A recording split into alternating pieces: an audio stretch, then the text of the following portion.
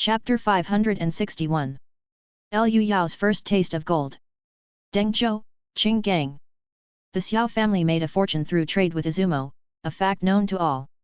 But what was unexpected was that the Xiao family's flagship product turned out to be the ordinary salt. Even though Izumo is surrounded by the sea, the development of the salt industry requires a high evaporation climate and demands flat terrain and good soil quality in beaches and coastal areas. Izumo possessed none of these, thus their salt resources were extremely scarce, with domestic production only meeting 1/4 of the demand. And yet, salt was an indispensable raw material for modern industrialization. It was also for this reason that the Xiao family, which controlled the private salt trade in the Denglai region, made a huge profit. However, today, the Xiao family had to face a calamity. Although they had long known this day would come, when Xiao Li, the current head of the family, saw two gigantic spiritual sparrowhawks descending from the sky, he still couldn't help but feel his heart tremble with fear. These two beasts, merely by releasing their oppressive aura, caused everyone in the household to collapse in terror, with only he and a few elders barely managing to stand. The people seated atop them were even more untouchable. Xiao Li forced a smile and said, "Second sister, when you return, why not send a message in advance so your brother can prepare?" The Liao family sisters and Lady Xiao leapt down from the backs of the spiritual sparrowhawks. Xiao Qing glanced at the familiar relatives around her and said with a cold smirk, "Big brother, I have come back this time to take over as head of the Xiao family. Do you have any objections?" Xiao Li of course had serious objections, but what came out of his mouth was, "No objections, it's most suitable for second sister to take the role of head." Xiao Qing then looked at the several old men and said, "What about the elders in the clan, do you have any objections?" These people hurriedly bowed and said, "We have no disagreements. Xiao Qing has contributed greatly to the family, her taking up the position of head is only fitting." The entire process was as smooth as silk, with the people of the Xiao family meekly submitting to the takeover of power by a daughter who had remarried, showing no resistance even though they might have harbored great hatred in their hearts. After all, changing the head of the family to another Xiao was still better than the total annihilation of the clan. Many others flocked around to ingratiate themselves, bombarding her with questions about joining the army. Xiao Qing, dignified and graceful, handled them with ease, winning over many hearts in a short time. She wore an expression of enjoyment, seemingly liking the scene of being surrounded and flattered by others very much. At that moment, Xiao Qing felt even more grateful that her two daughters had found such good husbands. Using their power, taking control of the Xiao clan was as easy as reaching into one's pocket. She glanced at Xiao Li and others with fake smiles, knowing that she would have to cut through the mess quickly. In the days that followed, Liaoya deeply felt her mother's desire for power. She watched as her mother formed alliances and manipulated others, effortlessly eliminating the hidden opposition within the family. Liaoya felt that her mother seemed to enjoy this lifestyle, cheerful and energetic every day, frequently invoking Liu Yao's name without hesitation. The sight of her mother abusing borrowed authority displeased Liaoya. Recalling her mother's excitement at remarrying the great Grand Master, Liaoya grew increasingly critical of her, regretting that she had accompanied her here. "Had I known it would come to this, I would have been better off staying at home with my junior brother." That day, she went to the port to gaze out and clear her mind, where the coming and going of various ships highlighted the prosperity of the place. These were all cargo ships traveling to and from Goryeo, bringing back a variety of goods produced by their fief. Colonial powers such as Izumo had already modeled how to govern and exploit the colonies, and everyone was quick to learn and adeptly put it into practice with great efficacy. The Joyful Sect's fleet brought back coal and iron, the Wudang sect brought back copper and aluminum. Senior generals like Fu Fengsheng were not to be outdone, returning with various resources, even silver. Smaller factions with granted fiefdoms shared the costs through forming joint chambers of commerce. In order to build up their fiefdoms, it was necessary to purchase a large amount of materials from divine land and transport them to Goryeo, forming a trade cycle that visibly thrived on the market. Moreover, and more importantly, as news of the fiefdoms continually returned, it was confirmed that the imperial court had not broken its promise, and that the fiefdoms indeed enjoyed a high degree of autonomy. In light of this, everyone's enthusiasm surged even higher. Many powers that were initially watching from the sidelines could no longer sit still and began actively preparing to set out on an expedition to Izumo. Everyone in the imperial court, both civil and military officials, became advocates for war, with the decree for war against Izumo already drafted, waiting only for Liu Yao's command. And Liu Yao, whom everyone eagerly awaited, was about to begin his first ingestion of gold. With his divine soul nourishing his physical body and his capable multitasking allowing for incessant cultivation, Liu Yao quickly stepped into great perfection in the leak-proof realm, turning his body into a melting furnace to consume gold internally. At this moment, he took out a piece of gold found in a submarine from the depths of the Blue Star Sea and gently bit into it. Since gold is somewhat soft by nature, biting it was akin to chewing beef jerky for him. After swallowing the gold, his true qi also converged there, turning into a raging torrent that kept heating up. Unlike Yu Yanmei, Liu Yao's divine thought was like lightning, compressing the true qi into a focus as sharp as a welding torch, making the efficiency countless times faster. The temperature rose to 800 degrees, and his stomach became a furnace. The melting point of gold is only 1000 degrees, and although it did not completely melt, it turned into a colloidal state, resembling a melted chunk of sugar. The leak-proof realm could withstand external temperatures of 1000 degrees, but this was happening inside his body. To do this inside, for a normal person, was nothing short of swallowing a red-hot coal ball. Liu Yao felt as if his intestines were perforating and his stomach was ruptured. The intense pain was enough to cause one's brain to ache. He certainly had the ability to sever his sense of pain through his spirit-refining stage capabilities, but at this moment he not only couldn't do that, he had to deliberately focus on the sensation to grasp that thread of indestructible will. As the saying goes, true gold is not afraid of fire. One of gold's most notable features is its extreme stability, but the magic of this precious metal is far from just that. It was commonly believed in the early years that gold was produced under the high temperature and pressure conditions within planets. In recent years, more and more research suggests that gold is not a special product of Blue Star but the residue of a collapsing star. And the golden body realm is precisely about absorbing and integrating this magical substance, to fortify oneself. At this moment, enduring the excruciating pain of having his guts deeply seared, Liu Yao was absorbing the gold into his body and grasping the indestructible will contained within it. Previously, Yu Yanmei had consumed gold for 2 months during her campaign in Goryeo, and this was her main focus. This is also the most difficult step for ordinary people. Many people consumed thousands of pounds of gold, and besides scalding themselves painfully, they gained nothing because they failed to grasp that elusive indestructible will within the mystery of the universe. But Liu Yao, having endured the heavenly tribulation and the tempering of life and death in the thunderbolts, found this task to be all too easy. He had yet to completely digest the first bite of gold, yet he had already grasped that thread of indestructible wool. In almost an instant, that strand of wool was absorbed by the cells of his body. The cells burst into cheers at that moment and then translated into a strong sense of pleasure that shot back to his brain, urging Liu Yao to continue without delay. Liu Yao discovered with delight that he was exuding a familiar aura, identical to the unbreakable and indestructible air that emanated from Yu Yanmei. Previously, it was this very technique that prevented him from entering and caused him a great embarrassment. Although this aura was still faint, it was sufficient to indicate that he had crossed the most challenging hurdle, and he simply needed to proceed systematically afterward. Chapter 562. The first attempt at consuming the essence was a resounding success, and Liu Yao was in high spirits. From this, it seemed that it would take only a month to heal completely. What needed to be done next was to rest easy and wait for the burn injuries inside his body to heal before continuing his efforts. Burn injuries were particularly difficult to cure, requiring even a martial artist at the flesh realm to spend 3 hours for recovery.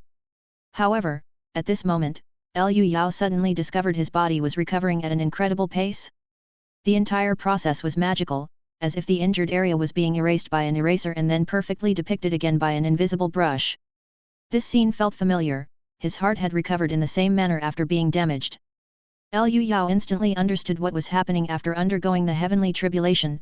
The divine soul commanded his entire body, and the divine soul was a perfect reflection of his physical body, down to every nerve and blood vessel. If the physical body was injured, the divine soul would act like a 3D printer, quickly depicting and repairing the damaged area. Injuries that would normally take 3 hours to heal were restored to their original state in less than a minute. Having experienced this personally, Liu Yao suddenly had an epiphany. Interesting, the thunder tribulation realm in spirit refinement actually brings about such miraculous healing abilities to the body. Now, even if my head were chopped off, I could reattach it. With this, I don't need a month to heal, a week is more than enough. This was truly an unexpected joy, and Liu Yao gleefully took out a gold brick, biting off and swallowing a big chunk. However, he then thought, such an important characteristic and I am just now aware of it. The broken lineage in divine land is severe indeed. And Su Fu's lost arm must have already healed long ago. The way Su Fu's arm healed was similar to Liu Yao's, only he had long been in the golden body realm, having an even more robust physique, and thus recuperated faster. While physical injuries were easier to heal, wounds of the heart were more difficult to mend. At this moment, in the Izumo Imperial Palace, Su Fu's newly regrown left arm was once again reaching for the mask on his face. Although he suppressed the physical anomaly with a single thought, he realized that this body was no longer serviceable. Su Fu felt a trace of regret. Even though he had already obliterated all consciousness within this body, he still couldn't erase its inherent will. The cells, which make up the most basic structure of a living organism, all have their own most primitive will, such as reproduction, survival, and most importantly seeking advantages and avoiding disadvantages. The instinct to want to throw off the snake coiled around oneself is natural, and this was the fundamental reason why his arm kept trying to take off the mask. A body of the golden body realm must be extremely precious, yet Su Fu's face maintained a calm expression, showing neither rage nor pity. He had long grown weary of mortal bodies, now, he sought only to possess a divine body. Looking up at the second sun in the sky, Su Fu revealed a look of intense greed and anticipation. However, his good mood was soon interrupted. Prime Minister Ito Hirabomi came to see him, bearing bad news: the Yi dynasty is mobilizing for war, intending to attack our homeland. How interesting! This child of destiny truly has no fear. Su Fu laughed in extreme anger. Does he think the same tricks that worked last time can be used against me a second time? Or has he had another fortuitous encounter, breaking through to the golden body? Ito Hirabomi bowed deeply and said, "We have made all the preparations, ready to serve the emperor with our utmost loyalty." Otherworld's Izumo, without the resources from divine land, was significantly weaker. Facing the invasion of the Yi dynasty, even the Prime Minister was prepared to defend to the death. However, after contemplating for a while, Su Fu thought it would not be bad for Liu Yao to come to him of his own accord. The world behind him was just the right fuel for his own ascension to godhood. At the same moment, Liu Yao was delighted to discover that he had underestimated the recovery abilities that the Thunder Tribulation realm brought. After swallowing gold 3 times, his divine soul had adapted to the same injuries, and the recovery speed was faster with each instance. Now, being scorched for the 3rd time, it took only 5 seconds to recover. The only downside of this rapid recovery was the consumption of a vast amount of mind force and body energy, but the benefits were well worth the cost. Liu Yao's progress in swallowing gold skyrocketed, and he had refined and absorbed 100 jin of gold in just 2 days. His body cells had absorbed a large amount of eternal immortality will, and at this point, they could spontaneously exude the essence of eternal immortality, which was the standard of a half-step golden body. It should be known Yu Yanmei took over a month to reach this step. This is the tremendous mutual promotion effect between the martial path and spirit refinement. The progress was going incredibly well, and Liu Yao couldn't help but fantasize, once I make a breakthrough, I must challenge Yu Yanmei to a spar and show her just how formidable I am. His previous experience of knowing the door but not being able to enter still preyed on his mind, and he had been fixated on getting revenge. Now, the opportunity was about to arrive. However, humans truly have a way of inviting fate. Just as Liu Yao intended to rigorously test her, a loud cry came from the sky, and Yu Yanmei returned at that moment. She leapt gracefully and landed nimbly in front of Liu Yao, her slender waist and long legs exuding the sensuality of a female valkyrie. At that moment, the goddess stared at Liu Yao with unblinking beautiful eyes, then felt him with her hands and exclaimed in amazement, "You're already at the half-step golden body." She thought she would arrive just in time to witness Liu Yao swallowing gold, but his progress had far exceeded her expectations. Liu Yao nodded with a hint of pride, "That's right, I estimate it'll take just another 3 to 5 days for me to break through." "Indeed, you're only lacking the complete understanding of the will of indestructibility by the body." Yu Yanmei caressed her little man back and forth, her face full of surprise and her heart brimming with boundless joy. In her eyes, climbing to the pinnacle of the martial path with her partner was a thing of poetic beauty, and nothing could be more romantic than this. And what needed to be done next was to give her little man a perfect reference point. As a result, Yu Yanmei unabashedly removed all her clothes and gathered up the most significant attribute of the golden body realm, the will of eternal immortality. Her flawless body instantly shimmered with a dazzling light. Upon seeing this, Liu Yao instinctively felt an unshakable, indestructible presence. This was not just a feeling, the perfect body before him could indeed withstand direct bombardment from naval cannons. Liu Yao contemplated carefully and felt that every cell of his counterpart was radiating the will of eternal immortality. These wills combined to form an unbreakable mental barrier. It appeared as though each cell acted as a fanatical believer, producing a continuous flow of mental strength, turning the martial artist's body into an existence akin to a divine nation. How fascinating! The essence of the martial golden body is actually the will of cells and the power of the mind. Liu Yao couldn't help but feel deeply moved, and it made him think.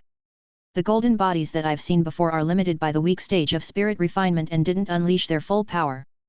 The scriptures labeled those with low spirit refining stage, who by chance broke through to the golden body realm, as strong men, meaning they could only do brute labor, like unthinking thugs. Essentially speaking, Zhang Wenda, Yuan Kaisheng, and others like them were considered strong men. They were unable to harness the full might of this realm. So, how strong will a cultivator like me, who advances in both the martial path and spirit refinement equally, become once I break through? I'm very curious. Chapter 563. In the following days, Yu Yanmei accompanied Liu Yao every day, pointing out things and looking after him by his side. As a result, not only did Liu Yao find his breakthroughs smoother, but Yu Yanmei herself also gained new insights by reviewing her previous knowledge. She greatly enjoyed this feeling of growing together with her partner, and her face was often adorned with an especially radiant smile. Just by her smile alone, Yu Yanmei could be considered the beauty of her family, and when she smiled, even the full garden of beautiful scenery seemed to pale in comparison. Immersed in the exquisite smile of the moon fairy, Liu Yao continuously refined gold, absorbing the indestructible will within it. This will would initially be briefly stored in cells, but over time, accumulation leads to a qualitative change, and eventually, it forms the body's own cellular memory. On Blue Star, organ transplant recipients have been known to inherit certain personality traits, preferences, and even wisdom and talents from the donor, akin to a cellular conditioned reflex that forms memories. This is known as cellular memory, and the essence of a martial artist consuming gold is similar, creating eternal immortality in the cellular memory of their body. A body of the flesh realm could naturally withstand heavy artillery with its structure alone, but if every single cell composing the body were to develop an indestructible will, it would amount to an unimaginable mental strength. At this moment, Liu Yao's body was about to complete its transformation, with a breakthrough right at hand. Just then, from the depths of the cosmos, a few women most closely connected to him sensed something stirring. Li Pei in the imperial palace put down her busy state affairs, suddenly feeling an urge to return home. The Liao family sisters at Leizhu port had already mounted their spiritual sparrowhawks and were making their way back. Sua Arya, engrossed in her arduous cultivation, suddenly felt an itch in her gums, and upon licking her front teeth, found they had fallen out, signaling her advancement to the blood exchange realm. Almost at the exact same time, these women all arrived at the mountaintop where Liu Yao was. They felt the air grow exceptionally heavy, an inexplicable pressure surrounding them. The animals in the fragrant mountain region were also alarmed, causing a mass exodus of creatures in panic, and flocks of startled birds to fly chaotically away. The next second, a strong gust of wind suddenly howled in their faces, causing many towering trees to sway violently. The women hurried over to the source of this powerful aura that was stirring up the wind, and saw their man standing with fists clenched, suspended in mid-air, a trace of flowing light flickering about him. Eternal, unbreakable, undying, and invincible. At this moment, all women present, as well as the three spiritual sparrowhawks, and even Liu Yao himself, could clearly sense the will contained within their bodies. Every cell in their body rejoiced, producing a continuous stream of mental strength like fanatical believers, forming an invincible mental barricade, turning the body into an existence akin to the divine nation. You've broken through. The women were overjoyed and uncontrollably ecstatic, jumping up and down. Liu Yao nodded at everyone. From today on, I too am a great Grand Master. At this moment, he felt full of strength all over, and his body seemed to truly come to life, working exceptionally smoothly. His physical body had been too weak before and didn't match the power of the Thunder Tribulation realm, but now they complemented each other perfectly. And the Golden Body realm wasn't just about being hard, the body had received an all-around enhancement. Curious about his own strength, Liu Yao aimed a palm strike at Xiangluo Peak in the distance, using Regret of the Dragon as a test. Blue lightning arcs flickered, and his divine soul instantly drove his body to swing the palm. Behind him, a shadowy image reflecting his heart-mind also made the same motion. Aperture points around his body twinkled like stars, and what had been like a river of true qi had now turned into a raging ocean. Before the palm strike could even be unleashed, those present were already pressed to the point of breathlessness. Liu Yao's palm appeared to move extremely slowly, yet it was wrapped in a layer of white sonic boom waves, and then a terrifying scream emanated as it detachedly flew out. But merely the shockwave created by its flight effortlessly plowed a trench into the ground. Liu Yao instantly realized the power of this move was too great, and after all, Xiangluo Peak was his own backyard, so sending something flying was ultimately inadvisable. So, in the nick of time, he quickly raised his hand and controlled the detached chi force to change trajectory. However, its speed exceeded twice the speed of sound, and he was still a step too slow. A thunderous boom sounded as the white chi force schemed over the mountain, gouging out a conspicuous, huge gash that from afar looked like a bite taken out of an ice cream cone. Afterward, the chi force roared into the high sky, scattering a clump of clouds before disappearing. The girls were immediately dumbstruck, and even Liu Yao himself had not anticipated being this strong. Looking at his own hands, surging with powerful strength, he muttered, "Is this the might that one should possess at the Golden Body Realm?" Just now, his divine soul was only responsible for controlling the body, the main force came from the body itself, the martial path. And this was just after the breakthrough. As per tradition, there should be another wave of growth once the realm stabilized. At that moment, Liu Yao only wanted to say to all the Golden Body Realm individuals he had met in the past, everyone present is trash. After the shock passed, the women crowded around Liu Yao, excitedly and curiously touching him. Being quite exceptional, he certainly lived up to being the strongest of the Golden Body Realm, and naturally, they wanted a good feel. Second Miss also touched him with a blushing face, finding the feel of her uncle master's body quite pleasant, and really wanted to lie in his arms. Surrounded by several delicate jade-like hands, Liu Yao felt incredibly comfortable. But the three spiritual sparrowhawks also pushed forward, nudging and rubbing against him, instantly creating a boisterous commotion. At this point, Yu Yanmei cleared her throat twice. Everyone then came to their senses and together cupped their fists and bowed to Liu Yao. "Congratulations to our Lord on scaling new heights in the martial path, advancing to great Grand Master." The three spiritual sparrowhawks also bowed their heads in an almost human-like gesture. Liu Yao raised his hand in a gentle gesture, and his surging true chi lifted everyone up. "Let's not be so formal among family." Present were the dearest and most intimate women, each with a smile as beautiful as a blossom, overflowing with joy, happier than if they had made the breakthrough themselves. Liu Yao, noticing Second Miss's toothless grin, also smiled. "Today is truly a joyous occasion. Second Miss has also entered the blood exchange realm." Everyone's attention focused on the little girl, turning her cheeks beet red, hardly resembling the renowned Azura fairy of the martial world. Liaoya rubbed her disciple's head, her face full of gratification. "Indeed, this calls for a double celebration. Luckily, my golden stem immortal dew is ready." Liao Qi laughed. "When Second Miss first came to our house, she was also losing her baby teeth, smiling just like she is now." Even Li Pei and Yu Yanmei took turns praising the clever and sensible Second Miss. Seeing this, the three spiritual sparrowhawks looked unhappy, so Liu Yao quickly and gently massaged them to soothe their mood. Then, Liaoya suddenly said, "Junior brother, as your senior sister, I can't let you have all the limelight. I'm nearly at the Jinwala realm." Upon hearing this, no one was too surprised. Liaoya was known to be the most diligent in cultivation, so her achievement was expected. Liao Qi and Li Pei felt quite envious, realizing they had been left far behind. Liu Yao reached out to hold them in his arms, confidently saying, "Don't worry, with me here." The greatest respect for spirit refinement experts stems from their roles as producers and guides.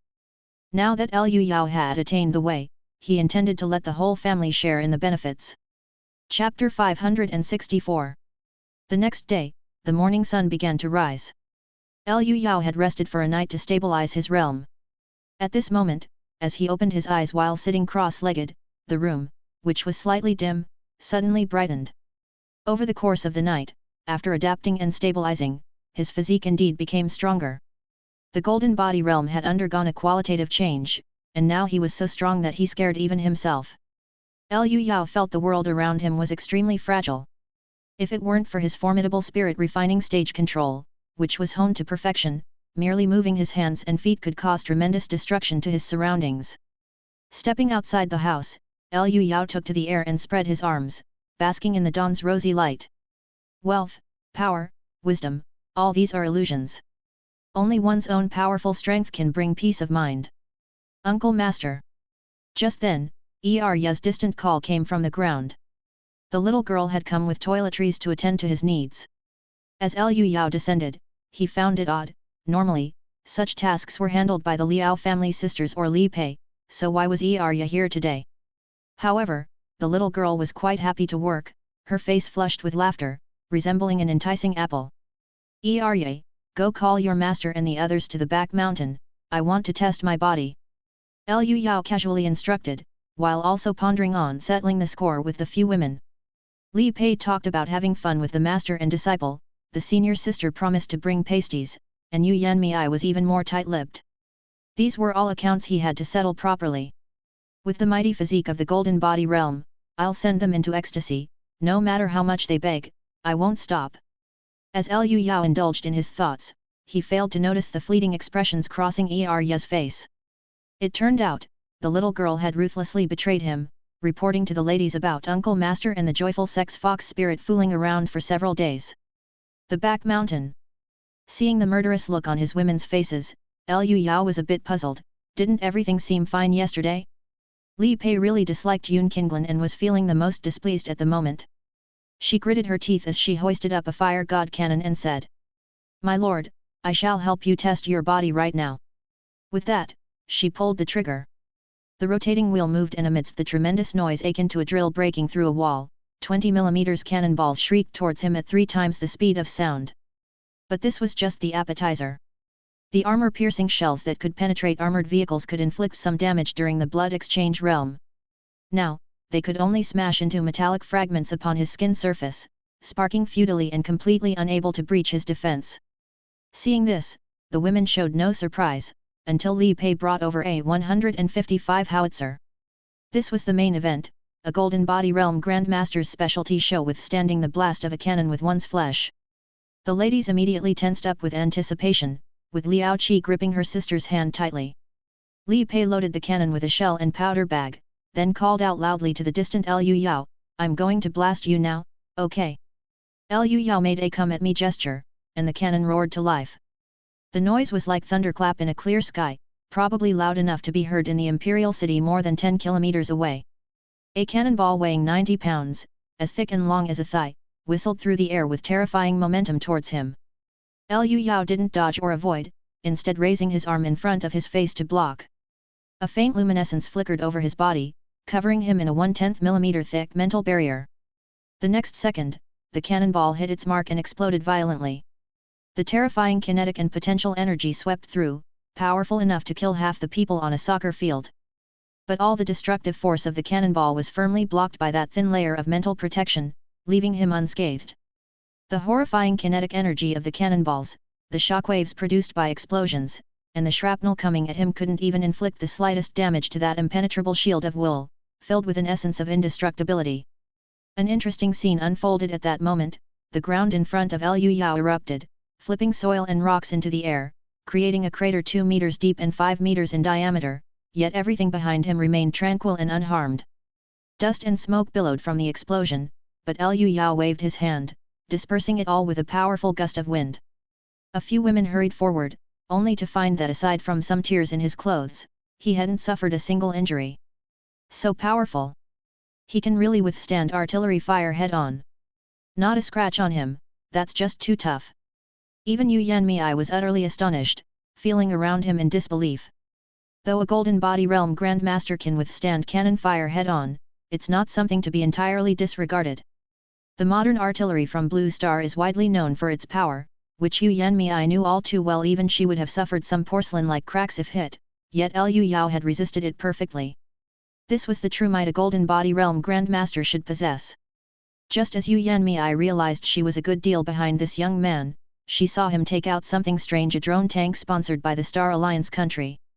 This device had been hacked by Xia country's engineers and could be operated through a tablet computer.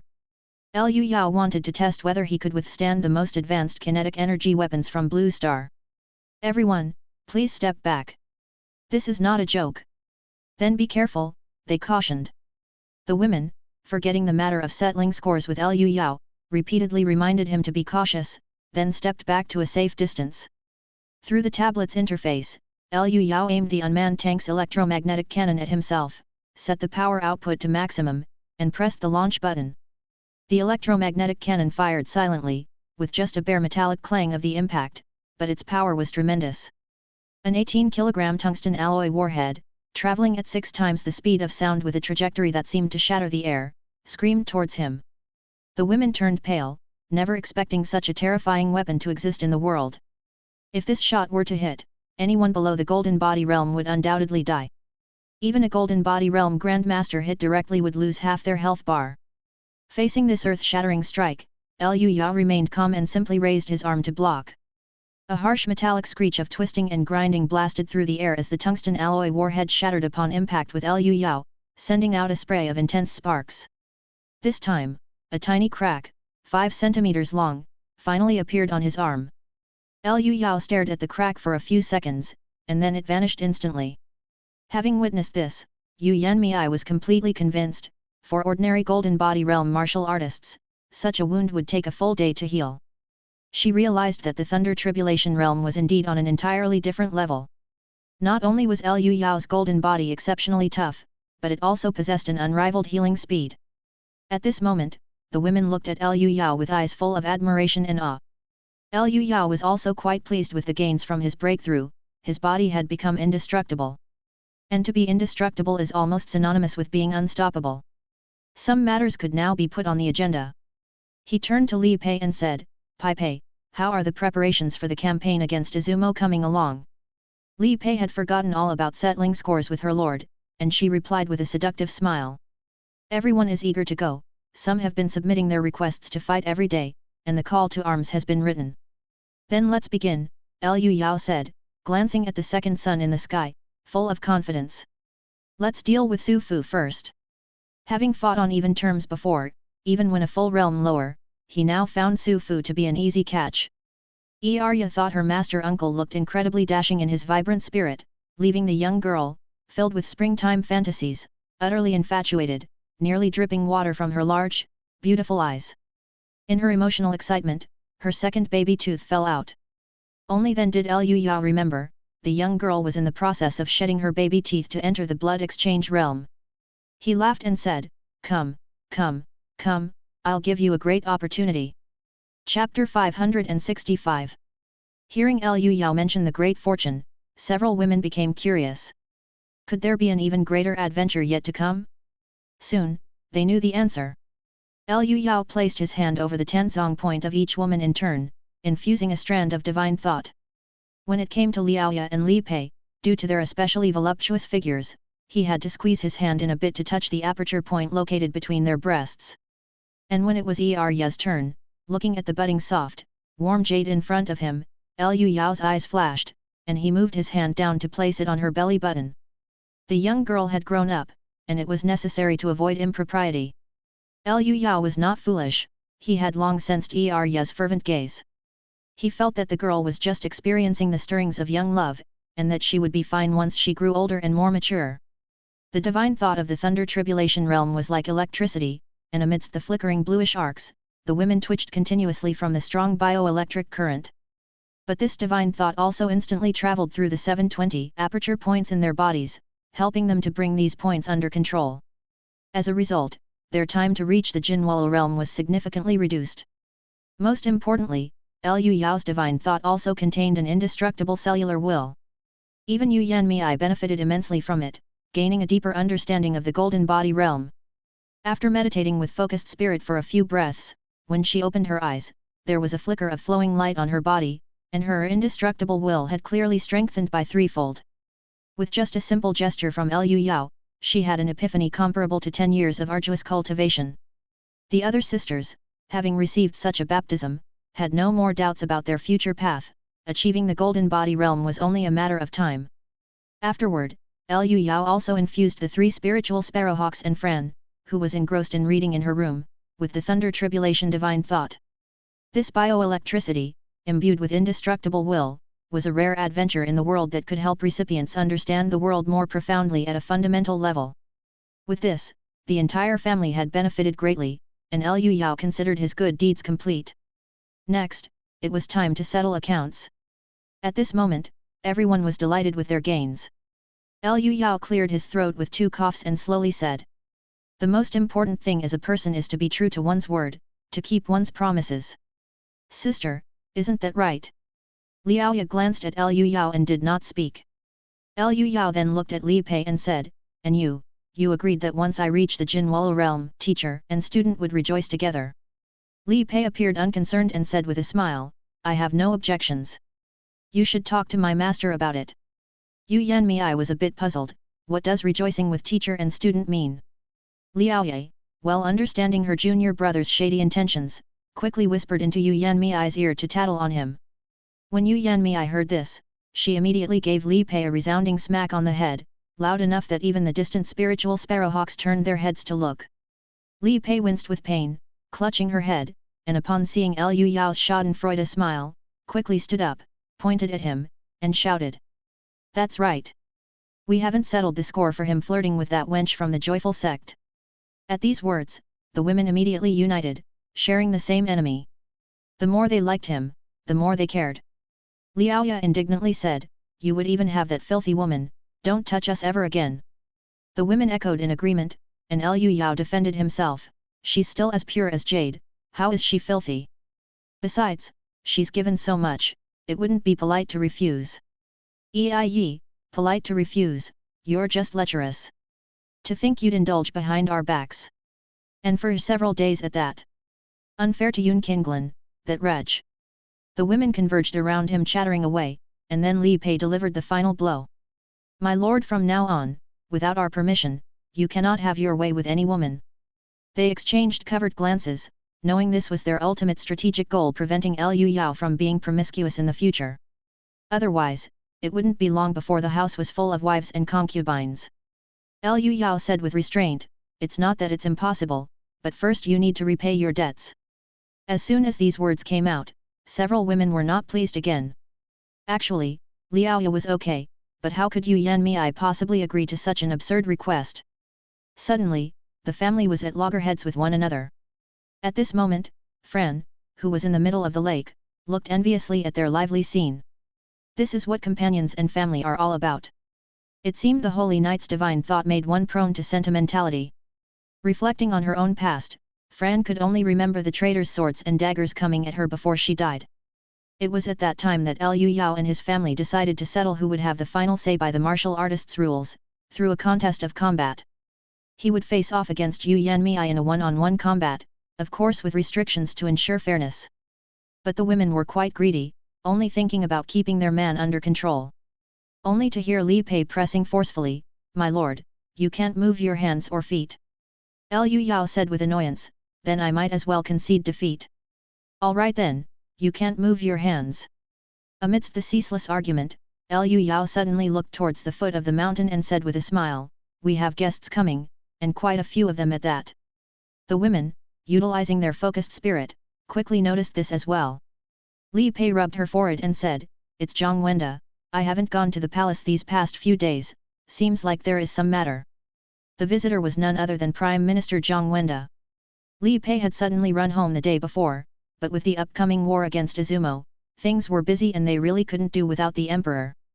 Coincidentally, there was a need to visit Liu Yao today, so he simply came along. At this moment, Zhang Wenda was not alone, he was accompanied by nearly 30 people. These were all martial artists who would accompany the troops in the campaign, visiting Liu Yao out of courtesy, but also seeking reassurance from him if they conquered Izumo, would things remain the same? Liu Yao had spotted these people from a great distance, and upon closer inspection, besides Zhang Wenda, he noticed there were 4 from the Golden Body realm. Interesting, the enthusiasm has indeed been roused, he said. Previously, these Grand Masters kept a respectful distance from the imperial court, but now they eagerly joined the military campaign, obviously eyeing the territories as rewards. Beyond them, the rest, each with at least an 8-level cultivation, were prominent figures from various powers across the lands. Liu Yao had been observing them for quite a while, yet none of them noticed him. Their attention was fixed on the damaged part of Xiangluo Peak, their expressions filled with surprise and doubt. The gap is so fresh, was it made by someone? What means were used to create it? A magical treasure perhaps? With their curiosities piqued, the group swiftly made their way to the halfway archway on the mountain. Just as Zhang Wenda was about to call out loudly, Liu Yao's voice was already clear in everyone's ears. No need for formalities, come on up directly. Everyone inwardly tensed, Lord Liu Tian truly was unfathomable. At that moment, Liu Yao thought to himself that this was perfect timing since he was in need of some real combat experience. He turned to the women in his household and said, "There are 4 grandmasters coming, how about you all take them on together? If you can break through my golden body and harm my flesh, you win." It was a bold challenge, to fight alone against including Yu Yanmei, 5 grandmasters.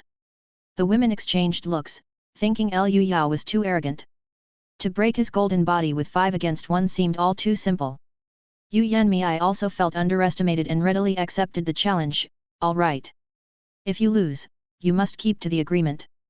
Liu Yao said with a laugh, likewise. Chapter 566. Zhang Wenda led the visitors up the hill behind Jingyi Garden, and after exchanging greetings, Liu Yao also learned who the 4 Golden Body Realm experts were. The abbot of Fawua Temple Master Wuqing, the sect leader of Penglai sect Wen Taiji, the supreme elder of Qingcheng sect Miao Zhen. The last one, however, was an old acquaintance by Jingting from Wudang sect.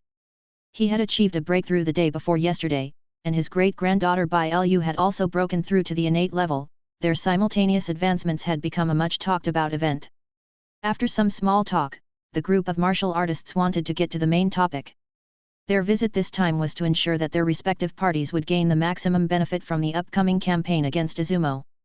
This involved many factors, and what most concerned the great grandmasters was the matter of sieging Sufu. Who would lead the charge, who would support, and what benefits each would receive had to be agreed upon in advance.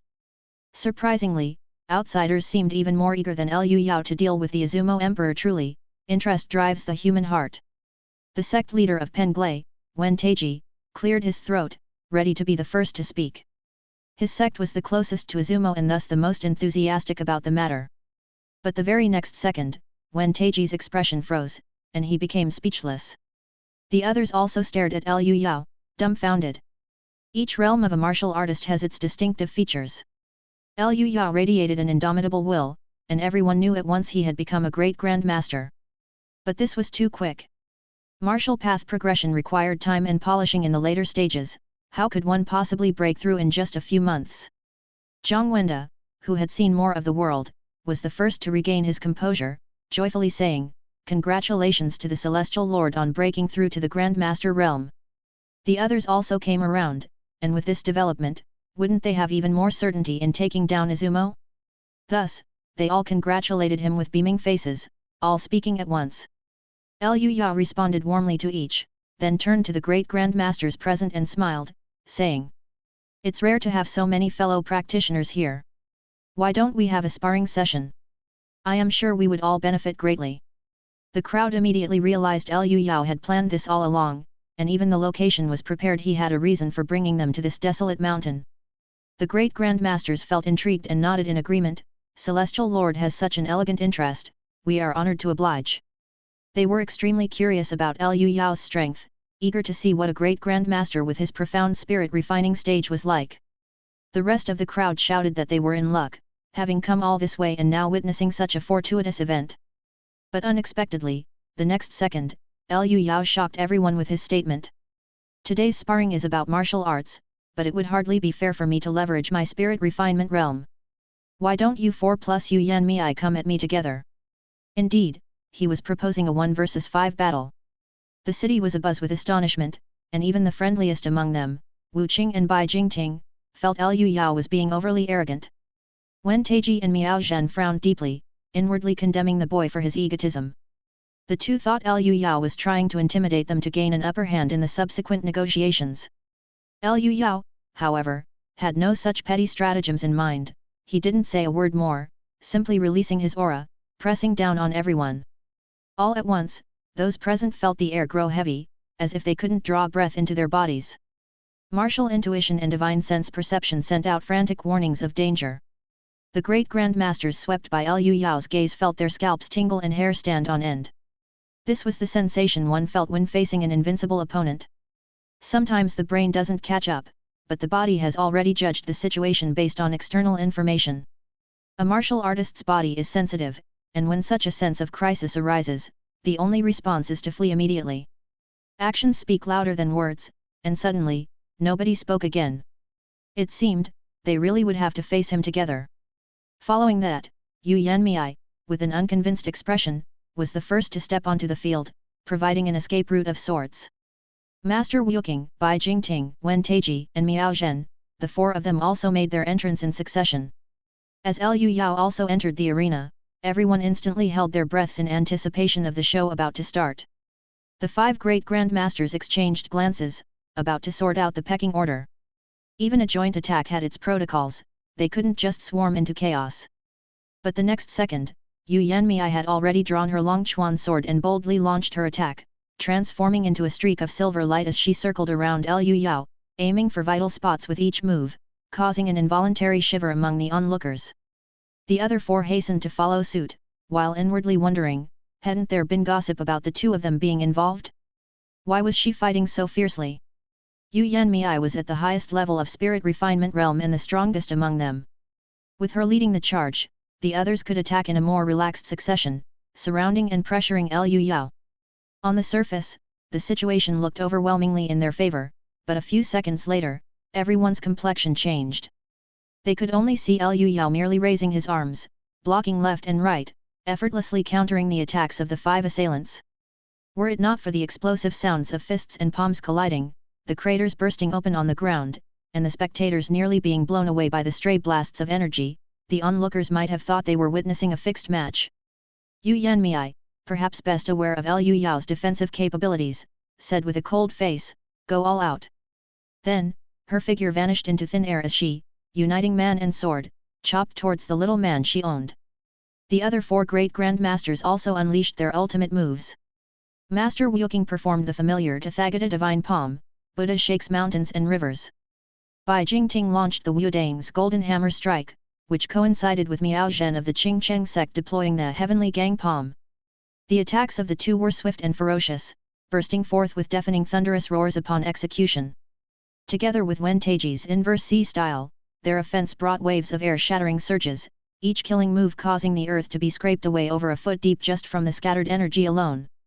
Meanwhile, blue electrical arcs danced around Liu Yao's body and the mind projection shadow flickered behind him as he prepared to strike amidst the thunderous blasts, his arms swinging open. First, he simultaneously launched the Regret of the Dragon with both palms, meeting Bai Jingting and Miao Zhen with a hard palm strike each. Then, in an impossibly brief moment, his left hand manifested Buddha shakes mountains and rivers, and his right, somber dragon clasping grief, facing Master Wuking and Wen Taiji head-on. Liu Yao moved so swiftly that he seemed like a deity with 3 heads and 6 arms, finishing 4 exchanges in an instant. But with ear-splitting explosions, the blasted energy violently fragmented, cratering the hard rocky ground beneath his feet into a basketball court-sized irregular deep pit. The shockwave from the blast, entangled with flying stones, roared towards the spectators, large boulders the size of millstones sending the crowd of innate experts tumbling in disarray, forcing them to retreat repeatedly. Once the dust settled, Liu Yao remained utterly still, while the 4 great grandmasters he faced were hurled hundreds of meters back, crashing into cliffs and sending up countless shards of rock. And most astonishingly, Liu Yao stood with an unbroken and undying will, his golden body completely unscathed. The attacks of the 4 great grandmasters were like eggs smashing against rock, not even breaking his defense. At this moment, everyone was utterly dumbfounded. Bai Liu was among the crowd, and she deeply understood the sheer terror of her great-grandfather's golden hammer strike. From the name alone, one could tell it was a move designed to target great grandmasters, but not only did Liu Yao withstand it head-on, he took on 4 at the same time. This could only mean that Liu Yao's strength completely eclipsed theirs. The 4 great grandmasters, who had been knocked away, rose from the rubble and moved to the edge of the stage without making another move. This was a spar, not a fight to the death, losing face once was enough. Their expressions complex, filled with mixed emotions, they bore no ill feelings. Being defeated by one opponent who took on all 4 at once, and without even going all out. When the gap was small, resentment might linger, but when it's as vast as heaven and earth, only awe remained. Wen Taiji, the sect leader of the Penglai sect, said with emotion, in ancient times, Golden Body Realm great grandmasters were also known as martial saints. Now it seems one needs a corresponding level of spirit refinement realm to truly deserve such a title. The crowd agreed with this sentiment. At this time, only Yu Yanmei, unwilling to give up, was still fiercely struggling. Defeat seemed to be a matter of sooner rather than later, but the Liao family sisters and Li Pei had expressions of expectation, as if they still held a trump card. Chapter 567. At this moment, Liu Yao's body was pulsing with dim blue electric arcs, closely pursuing Yu Yanmei. He even transmitted a teasing message: "Stop resisting and gracefully accept your loss." Yu Yanmei kept a cold face and turned a deaf ear. With her beauty, recognized as the foremost beauty in the previous generation of martial artists, countless prodigal sons had sought her affection since she made her appearance. She had to admit, the one currently on her tail was indeed the most troublesome and formidable of them all. But Yu Yanmei refused to give up at any cost. Not only because losing would entail paying an embarrassing price. Hearing that her little man had tampered with the holy maiden of the joyful sect, she became inexplicably very angry, as if someone had bitten off a piece of her favorite candied hawthorn from childhood. Thinking of this, Yu Yanmei felt a surge of anger and swung her precious sword in a few retaliatory slashes at Liu Yao. Though the blade that could split an armored vehicle in two only produced helpless clang-clang sounds, Liu Yao remained unharmed. She was indeed no match for him, but it wasn't completely hopeless. He had become too arrogant. The wager was simply to break through the golden body and damage his true form, which gave her the prepared countermeasures a chance to succeed. Now, taking advantage of his formidable stamina and speed, Liu Yao finally caught up to Yu Yanmei and immediately reached out to grab her. Yu Yanmei countered with a direct stab, her long chuan sword flashing with electricity as it swiftly pierced the profligate's palm, making a loud ding sound. But the precious sword could not penetrate, blocked by the golden body, curving the entire blade. Liu Yao thought to himself, "She's fast, if she had used the divine sword Tai, she might have really hurt me." While thinking this, he reached out with his other hand. In his view, he had overwhelming advantage, and she had no chance of escape. However, Yu Yanmei's expression brightened, sensing the opportunity had arrived. The moon fairy let the rogue seize her white wrist, and at the moment his guard was down, she suddenly opened her mouth and spewed forth, the divine sword Tai whistling out. Liu Yao, with flickering electric arcs on his body, deftly dodged, laughing, "Haha, I was on guard." Before he could finish speaking, a dark shadow flew out from Yu Yanmei's waist, a flash of lightning aiming for Liu Yao's lower leg. This was the true trump card, the lake sword, wielded by Fran. Fran always liked to stay on Yu Yanmei's person, and Yu Yanmei used to carry 3 swords everywhere she went. At this moment, Fran chuckled, "Holy Knight, don't blame me, I'm also entrusted by others." Under her control, the lake sword could break the sound barrier and was sharp enough to cut through iron. This surprise attack stood a good chance at injuring Liu Yao. Yu Yanmei looked on with high hopes, invigorated, "Today I must win against you, so you can no longer philander at will." Unfortunately, it was just wishful thinking.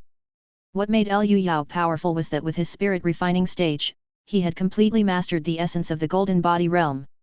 The indestructible will that protected his body was at his full command. A flurry of light flashed, and numerous layers of golden body stacked up, ejecting Fran with a thud. Fran cried out in shock, "I can't hurt him." The situation turned dire in an instant, but Yu Yanmei still wouldn't give up. She gritted her teeth and slashed with the long chuan sword, sparks flying in her intense desire to win. Watching the woman struggle helplessly beneath him, Liu Yao thought of how he had once looked up to her and now he could easily subdue her. At this moment, the moon fairy who had accompanied him all this way looked somewhat disheveled in her desperate struggle to win. Liu Yao's heart felt a pang of reluctance and he inwardly sighed, going easy on her. Consequently, Yu Yanmei suddenly landed a sword stroke, and with a swish, cut off a strand of her own little man's hair. She looked somewhat stunned, as if she had yet to realize what happened. Somewhat annoyed, Liu Yao said, "Ah, I wasn't careful and didn't protect my hair during the breakthrough. Does this not count?" Fran hastily caught her gently falling hair and chuckled, "Holy Knight, you've lost." The onlookers didn't know about the family wager of Liu Yao, nor could they hear the telepathic communication on the field. Seeing the abrupt turn of events, they took it as intense dedication to sparring, and thus they sighed with admiration. Even when sparring amongst themselves, they treat it so seriously. No wonder their progression into the Jin realm is rapid. Indeed, that kind of mild sparring is hardly worth it. We should also have the younger generation engage in serious bouts when we get back. When Liu Yao stepped out of the arena, the visiting martial artists, all smiles and with cautious respect, gathered around him. The least skilled among them were at the innate stage, usually significant figures, but in the presence of Liu Yao, who could easily win against 5 opponents, they lost all their pride, filled only with respect and awe. Liu Yao looked around and said bluntly, Izumo will continue to be distributed based on merit, I'll take care of Sufu. The rest depends on you. Upon hearing this, everyone's face lit up with joy, feeling assured. Liu Yao added, Izumo isn't a pushover, so everyone must be careful and diligent. Everyone nodded in agreement, behaving exactly like they were accompanying a high-ranking official. After a brief chat, the visitors didn't dare to impose any longer and said their goodbyes. And so, what was supposed to be a lengthy meeting was settled in just 3 minutes. Only Zhang Wenda and Bai Jingting, who were relatively close, stayed a bit longer for a chat. Being one of his own, Liu Yao generously imparted 2 strands of indestructible will-infused divine thought to them. The 2 were overwhelmed with joy, thanking him repeatedly. Such divine thought could deepen one's understanding of the golden body. With careful contemplation, it held great benefits. After everyone had left, several sisters surrounded Yu Yanmei, whooping and cheering. Li Pei happily exclaimed, Master, you are so awesome. Let's see if Liu Yao still dares to fool around behind our backs. Yu Yanmei appeared somewhat stiff and didn't seem as happy. When evening came, it was Li Pei's turn to serve in bed. As Liu Yao arrived, she was lying on her side in bed, leafing through the reports Zhang Wenda had brought during the day. Noticing her husband's arrival, Li Pei tossed aside the documents and gleefully flung herself forward. Hehe, let me test the prowess of a Golden Body Realm Grandmaster. As you command. Liu Yao held her and performed the ultimate technique of the Golden Body Realm. An indestructible will meant for defense, but also the most ferocious attack. Li Pei couldn't resist it and immediately trembled like tender branches in the breeze. But just then, someone barged in unexpectedly. Seeing the intruder, Li Pei looked somewhat stunned, instinctively tightening her grip around her husband's neck, and asked in surprise, Master? What are you doing here? Liu Yao was also puzzled, as the person was none other than Yu Yanmei. Yu Yanmei kept her head stubbornly bowed, her expression hidden, quickly sat down at the edge of the bed, and stammered with her back to them. I lost during the day, I don't need your leniency, losing means losing. Turns out, this proud moon fairy couldn't get past the obstacle in her heart and had come to honor the bet, having accepted the loss graciously. Li Pei screamed, Master, you're being silly, you can't let this advantage go. Liu Yao's attack was powerful and charged with intense bioelectricity, and in just 3 moves made the person who shouldn't be speaking twitch and shut her mouth, so as not to interrupt her own enjoyment of the moonlight. Chapter 568. The next day, Yu Yanmei tucked her head into the blanket, closed her eyes tightly, and pretended to sleep. She patiently waited for a long while, until everyone had left, before she struggled to get up with her body aching all over, and searched for her clothes on the floor. This damn kid! The other's divine thought was like lightning, and the rolling, indestructible plasma was impossible to defend against. However, the indestructible will condensed within it had huge benefits. Yu Yanmei lifted her arm and saw the streaming light flickering, her golden body had strengthened out of thin air. Being with this young man, there were all kinds of ways to become stronger, you could even do it in your sleep. At that moment, Yu Yanmei was confident she could beat those 4 great grandmasters barehandedly as she was the day before. And she had just broken through to the Golden Body Realm a month ago. All of this was, of course, well understood by Liu Yao, as he had done it on purpose. Being repeatedly washed by the unbreakable and indestructible will, his girls would surely make rapid advances in strength. Theoretically, other great grandmasters could also cheat like this, but their indestructible will would diminish as they used it. Not only did it recover exceptionally slowly, but it also dissipated quickly when separated from the body, yielding poor results. Liu Yao had no such concerns, his indestructible will was even abundant enough to spare for 3 spiritual sparrowhawks. At that moment, the sparrowhawks who had benefited were happily flapping their wings, their feathers shimmering faintly, looking even more splendid. They then gathered around their master, currying favor until he took out his cell phone and opened the complete collection of nursery rhymes. Little friends, let's start learning. The 3 spiritual sparrowhawks' expressions changed drastically, and they immediately tried to escape. Behind Liu Yao, a mind projection appeared, hugging them all. Don't run, do you still want to undergo transformative form? Although nursery rhymes were boring, they encompassed basic elements of human society such as astronomy and geography, human interactions, and so forth, making them suitable for enlightenment education. They were also fitting for increasing spirituality and spirit wisdom, thereby perfecting transformative form. For both humans and spiritual sparrowhawks alike, learning was a painful process that required an external force to push them, so Liu Yao became the stern teacher. Two tigers love to dance yet. Good little rabbits pick the radishes yay. The cell phone played a nursery rhyme with an odd, lively tune. Liu Yao glanced at it and realized that the ordinary rhymes had already been finished. Has it graduated from kindergarten already? Scrolling through the cell phone, he found they had really completed it, so he said, then take a few days off, and wait while I look for elementary school material. The three spiritual sparrowhawks showed relief on their faces, and hurriedly fled. Liu Yao just smiled and didn't mind. At that time, Liao Qi came over, holding Ali in her arms. Ali, looking at the three large birds flying over her head, was secretly impressed. They are almost capable of transformative form. But this world has no spiritual machines. While she was pondering, Liu Yao placed his hand on Liao Qi's belly, transmitting a strand of divine thought. Ali's cat eyes widened with shock, and her heart was thunderstruck. My God! The guidance of the thunder tribulation heavenly monarch. Seeing her owner closing her eyes in pleasure, Ali inwardly screamed. You, a little girl from the blood exchange realm, are wasting it. Give me some. She squeezed herself desperately into Ya's embrace, managing to absorb a minute amount of the essence. But this was enough to make Ali's tail fur explode with excitement. Wahaha! My adventure has finally arrived. As she carefully perceived the wool contained within, she suddenly felt a deeper understanding of everything in the world. This newfound advantage was immeasurable, equivalent to adding 10 years to her cultivation. Ali was extremely delighted. Damn, it feels so good to be under the protection of a powerful being. However, at that moment, she suddenly sensed a sharp gaze and realized it was Liu Yao looking over. Ali quickly acted cute and meowed a few times. What harm could a cat possibly intend? Liu Yao, puzzled, stroked the cat a couple of times but found nothing unusual. However, he seemed to have perceived an emotion. Luckily for Ali, who was quite nervous, Li Pei suddenly returned. She brought a message personally. My lord, all is ready. We shall set out for Izumo the day after tomorrow with the army. When people's greed is aroused, it escalates like an ever-growing avalanche. Liu Yao didn't need to push. The entire nation, pooling its wisdom and efforts, prepared for war with utmost speed. He was looking forward to another fight with Su Fu, eager for new insights from the clash of life and death. Li Pei began to explain the strategy for battle. This time the imperial court has expanded 2 new legions. They will land in Fukuoka from the Tsushima Strait under the escort of the Genhai fleet. Liu Yao nodded slightly, not particularly concerned.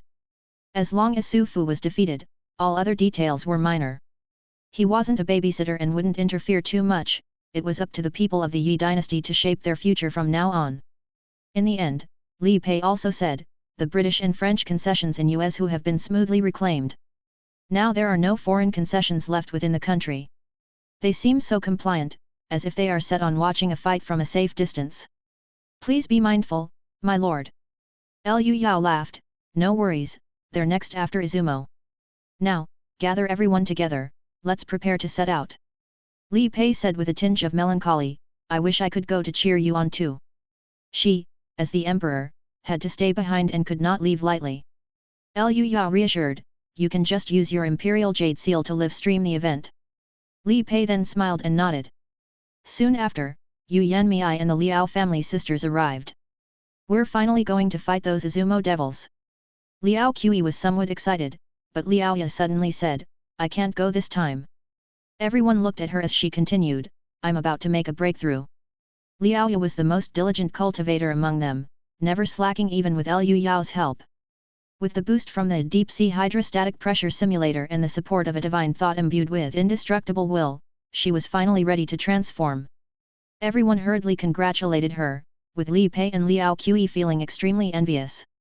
Liu Yao came over, embracing his senior sister and said, I was hoping you'd pay back what you owe. It seems I'll have to wait a few more days now. Liao Ya playfully punched her junior brother a few times, laughing, Li Pei and I will be at home, waiting for your triumphant return. Don't worry, it won't take many days. I still need to come back to watch over your breakthrough, Liu Yao confidently said. Besides, after reaching the leakless realm, the body nourishes the divine soul, and I'll be able to help you, advancing to spirit refinement and fetal breath in the Jin realm. Liao Ya leaned into his embrace, gently nodding her head. Chapter 569. Today, the state of Izumo defies public law with impunity, relentlessly stretching its talons and repeatedly deploying troops to harm the people of Goryeo and our citizens of the Great Yi dynasty. This nation's nature is cruel and brutal, growing increasingly ferocious. At such a time, tolerance is no longer feasible. To quell their insolent behavior and insatiable ambition for aggression, we hereby officially declare war on Izumo and announce this edict to all. The Great Yi dynasty's declaration of war against Izumo was spread across the world on the same day. 3 legions, totaling 150,000 troops, embarked on ships, setting sail towards Izumo. Meanwhile, the Genhai fleet had already arrived at the Tsushima Strait, patrolling in search of the Izumo Navy's main force for a decisive battle. However, everyone on board the fleet unanimously believed that the enemy wouldn't dare to come out. That's because the fleet had 2 super battleships. Besides the Ji Xuanjiu, the Yamato had been repaired and joined the fight. After a trial voyage, Li Pei renamed the Yamato to the Sakura Fall. These 2 behemoths were an overwhelming presence at the time. Without outside support and unable to gain any advantages from the Divine Land, Izumo was far weaker than in the previous world, utterly incapable of resistance. The Ji Xuanjiu radar scanned at full power but failed to detect the enemy, seemingly confirming their conjecture. Next was to take control of Tsushima Strait to assist the army in landing. At that moment, Deputy Captain Deng Baxiang sighed, with a sense of resignation. Heaven's plans are indeed superior to man's. He thought he would become the new captain of Sakura Fall, but unexpectedly, Admiral Ding Xianda went to the battlefield in person to command the Sakura Fall. Such a war of annihilation didn't just promise immense merit but also a place in history, no one wanted to miss out. And so, Deng Baxiang remained deputy captain. As he looked out at the vast sea and felt various emotions, suddenly a military order came through. Change course, head to Tsushima Island to ensure no abnormalities around the island. Tsushima Island being the gateway between Goryeo and Izumo, the Genhai fleet's move towards that location was surely deliberate. Soon, a piece of news spread throughout the army. Su Fu issued a dual challenge to Liu Yao on Tsushima Island. Izumo Imperial Palace. Su Fu flipped through the declaration of war, while reports of bad news continuously arrived from his cabinet members. Your Majesty, the Yi dynasty has mobilized a colossal force of 200,000, plus tens of thousands of martial artists, soon to land on our homeland. The Yi dynasty's strongest, Liu Yao, is suspected of breaking through to the martial golden body. Our spy network has been destroyed entirely, unable to ascertain definite news. The Western powers look on eagerly from the side, refusing support, harboring intentions of profiting from our mutual destruction. At this moment, a full-scale war was imminent. The cabinet members all looked to their emperor for his directive. Su Fu, ever calm, stated composedly, issue a dual challenge. I want to face Liu Yao on Tsushima Island in a battle to the death. Leaders challenging each other to single combat was a common occurrence in Otherworld. The cabinet members weren't much surprised and even found this direct approach to be not bad. Should Liu Yao die, the Yi dynasty's army would surely fall apart without fighting, and then they could even counter-attack the Divine Land. They were uplifted and quickly withdrew to prepare for the second dual challenge. But Su Fu knew that if Liu Yao dared to come, he must have something to rely on, so he needed to be fully prepared. Fortunately, that plan could now be put into action. Su Fu ordered a servant, bring Princess Iko here. The servant bowed and departed. Before long, he returned with a little girl about 8 or 9 years old, delicate as a carved doll. This was Princess Iko herself, dressed in a pink kimono, who threw herself into Su Fu's arms and cuddled endlessly. Su Fu gently stroked Princess Iko's head, his daughter with extraordinary talent. Kids are easy to coax, as long as they are carefully looked after from a young age and given time and energy, they will become especially attached to someone. Su Fu's lips curled into an inexplicable smile, finding human kinship laughable, yet a convenient tool for possession. Liu Yao had received Su Fu's challenge and gladly went to meet it. After all, he too was a person who liked to get straight to the point. Moreover, there were far too many things for which he wanted to find answers in Sufu. At this moment, on Tsushima Island, located between Goryeo and the Tsushima Strait, the main characters had yet to appear, but both sides had already hurried over to scout the location in advance. This battle was crucial, as it could determine the direction of future wars. All but 4 of the martial artists who had previously visited Liu Yao at Jingyi Garden had arrived, and those 4 great grandmasters were the first to reach, striding over the waves. Izumo did not show any weakness, as 5 great grandmasters had come on their side. The Yi dynasty martial artists stood with a solemn demeanor, shocked at the number of Golden Body Realm masters in this island country. It seemed it wasn't going to be easy to capture. Both groups occupied the north and south of the island, facing each other with cold defiance. Before long, 3 majestic spiritual sparrowhawks flew in from the horizon. Liu Yao's family had arrived. After greeting everyone, Liu Yao said, everyone should leave the island and board the ships to watch the battle, so as to avoid any mishaps.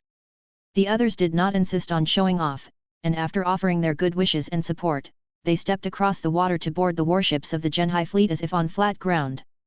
Yu Yanmei, Liao Qi, and Sua Arya watched the battle from afar, riding on the spiritual sparrowhawks. At that moment, the Izumo side also left the island en masse, running onto their own warships in the same fashion. Then, a man dressed in a military uniform and wearing a mask flew in. It was Su Fu. Upon meeting, Su Fu looked down at Liu Yao and said knowingly, "You've entered the Golden Body Realm, have you? This is the confidence you have." As he spoke, he flicked a coin with his hand, a primordial magnetic divine thunder. A red beam wrapped in electrical arcs whooshed toward them, its mere shockwave strong enough to upend the ground. Liu Yao deliberately didn't dodge and raised his hand to block the attack. A thunderous boom followed, and a miniature mushroom cloud rose, with countless soil and stones thrown into the sky, obscuring the sun and with a blast wave roaring into a gale. The attack was as earth-shattering as ever, but the next second, Liu Yao waved his hand, dispersing the dust and revealing his figure. His entire forearm was covered in fine cracks, like a shattered porcelain piece put back together. The golden body that not even the 4 great grandmasters had managed to break was damaged in one hit. Yet there was no joy on Su Fu's face. Because the damaged golden body had healed in a single breath, the cracks from before seemed like an illusion. Moreover, he was now slowly floating in the air, leveling his gaze with Su Fu. "You're not just a golden body, you've also passed the heavenly tribulation." Su Fu's calm expression vanished, replaced by a look of shock. He could understand the golden body, but the heavenly tribulation was absolutely unacceptable.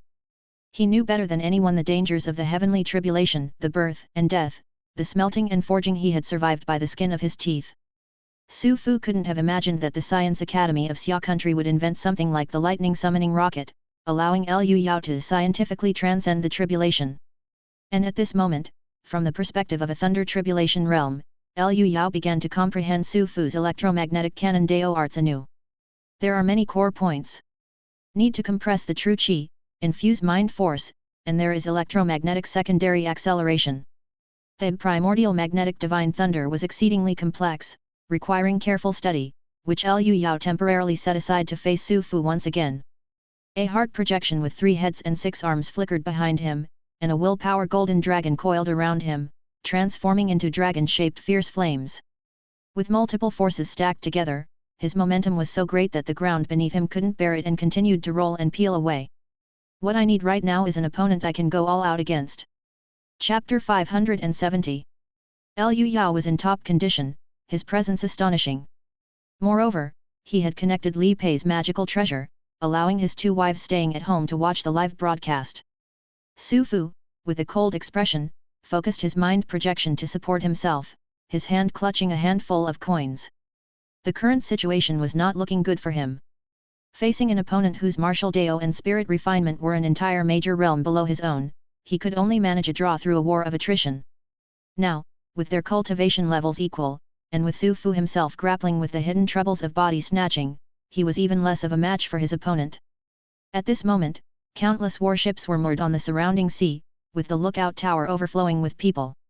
Everyone possessed considerable martial Dao cultivation and could clearly see everything happening in the distance, waiting with bated breath for the fight to begin. Liu Yao looked at his opponent and slowly said, "Are you ready? Then, begin." But with a thunderous boom, he activated Star Plucking Body, creating a huge crater beneath his feet, and in an instant, he disappeared into the air. Su Fu only had time to flick 5 coins from his hand when his opponent was already before him, a palm strike of regret of the dragon coming towards him with a terrifying momentum. So fast! His heart chilled, Su Fu hurriedly raised his hands to block, but met empty air. Electrical sparks flashed around Liu Yao's body, and the very next moment, he unexpectedly appeared right behind Su Fu. Not good. Su Fu realized that the opponent's speed was much greater than the speed of sound, but it was already too late. Liu Yao flung his arms open, fists tearing through the white airwaves with a crash, unmistakably utilizing Liao family fist. And behind emerged the mind projection, throwing out dragon subduing palm and Tathagata divine palm. For a moment, the sky was filled with fist and palm shadows, thundering over Su Fu. Initially, Su Fu countered attack for attack without showing weakness, but when their techniques directly collided, he was no match at all, and immediately, cracks spread across the areas of direct impact. The body of this Izumo emperor, acquired through body snatching, was no match for Liu Yao's perfectly circular and flexible movements. There was a significant gap in their offense, defense, and recovery speed. It didn't take more than 3 moves before Liu Yao gained an overwhelming advantage. His body shimmered with pale blue arcs, transforming into a sphere of blue light as he pummeled Su Fu. The deafening roar rumbled, with attacks imbued with terrifying force bombarding continuously. Su Fu could only raise his arms to barely protect his vitals, getting knocked around like a ball, bouncing on the ground, creating crater after crater while cracks continued to spread across his body. Finally, he was struck by Liu Yao in the abdomen with a full-powered punch of blue dragon-bearing sorrow, which nearly folded his body in two amidst a thunderous boom. He was then sent flying backwards, bouncing countless times across the ground before being embedded into it, plowing out an enormous scoop-shaped crater. At this point, the aftermath of the battle made the solid ground seem almost liquid, churning and pushing aside before exploding upward into a massive wave of earth and rock. The sound of thunderous explosions enveloped in blast waves transformed into a vicious wind that swept out. Even the sea afar was affected, churning wildly as the rocking warships creaked incessantly. Such an impressive display sent shivers down the spines of the observers, particularly several great grandmasters who found it inconceivable that this could be the work of someone at their own level of cultivation. On the Izumo side, tension gripped them all. If their emperor lost, everything would be over. On the contrary, the 2 women watching the live broadcast in Imperial City were overjoyed, especially Liao Ye, who felt as sweet as if she had eaten honey, seeing her junior brother wield the martial arts she had taught him so impressively. But in the next second, both women let out exclamations of shock, because the situation on the field had changed. By this time, Tsushima Island was a mess, with upturned earth and pits everywhere. From a distance, it looked like a giant construction site in the midst of laying a foundation. Su Fu stood up from the crater, dusting the dirt from his clothing, and remarked, "The last spirit mechanism of this realm actually gave rise to a variable like you." He looked quite disheveled, with terrifying cracks all over his body, as if he was like porcelain that had been shattered and then barely pieced back together. Liu Yao felt somewhat disappointed. "You are too weak, it seems like living until now through possession has come at a grave cost." He had hoped to explore the path ahead through Su Fu, but a one-sided beating wouldn't teach him much. He Su Fu chuckled coldly, "Young man, you know nothing about power." "Power?" Liu Yao raised his thumb and pointed to the sky. "You mean those 5 coins you've hidden away? When do you plan on using them?" The 5 coins that Su Fu had flicked into the air at the start were constantly circling high above, waiting for the right moment. And having his strategy seen through didn't seem to bother Su Fu at all. On the contrary, he revealed a smile with a tilt of his mouth. "Now is the time to use them." Before his words even ended, Su Fu suddenly performed soul travel. The composition of the divine soul is quite special, it almost has no air resistance, and after the thunder tribulation realm, it can even turn into a cluster of particles, easily surpassing 20 times the speed of sound with electromagnetic acceleration. At this moment, Liu Yao also just learned this fact. He saw Su Fu's divine soul, a handsome middle-aged man in robes with a high crown, flickering with electric arcs, appear in an instant before him, without a second word diving into his own body, seemingly intending to possess it. Liu Yao was not at all panicked. The home field advantage in a battle of divine souls is immense. Even if there is a difference of 2 major realms, possession may still not succeed. All the more so since they were both in the thunder tribulation realm, such actions were equivalent to giving away a big gift. But Su Fu was well aware of this too, so he didn't dare engage in a mind battle at all. This move was merely to briefly disrupt Liu Yao's body. In the next instant, the 5 coins in the sky underwent electromagnetic secondary acceleration, transforming into primordial magnetic divine thunder and whistling down. This was Su Fu's true intent. And it didn't stop there. At the same time, his physical body disintegrated into spell-casting materials to perform his true trump card, the Great Five Elements Extinction Divine Light. This rapid turn of events made Liu Yao highly commendable. None of his opponents were simple characters, capable of pulling off stunning moves even against great adversity. However, it's precisely such challenges that allow him to gain knowledge. Like now he learned that the Divine Soul can not only reach sub-light speed but can also briefly disrupt an enemy's body, a nifty little control skill. As the thought crossed his mind, the 5 bursts of primordial magnetic divine thunder were already upon him. Taking advantage of the body's natural repulsion to external divine souls, Liu Yao easily expelled Su Fu's and, in the nick of time, layered his indestructible will in front of him. The ground shook and a thunderous explosion created a deep crater as large as a football field. The fierce flames and high-temperature shockwave obliterated the remaining plant life on the island.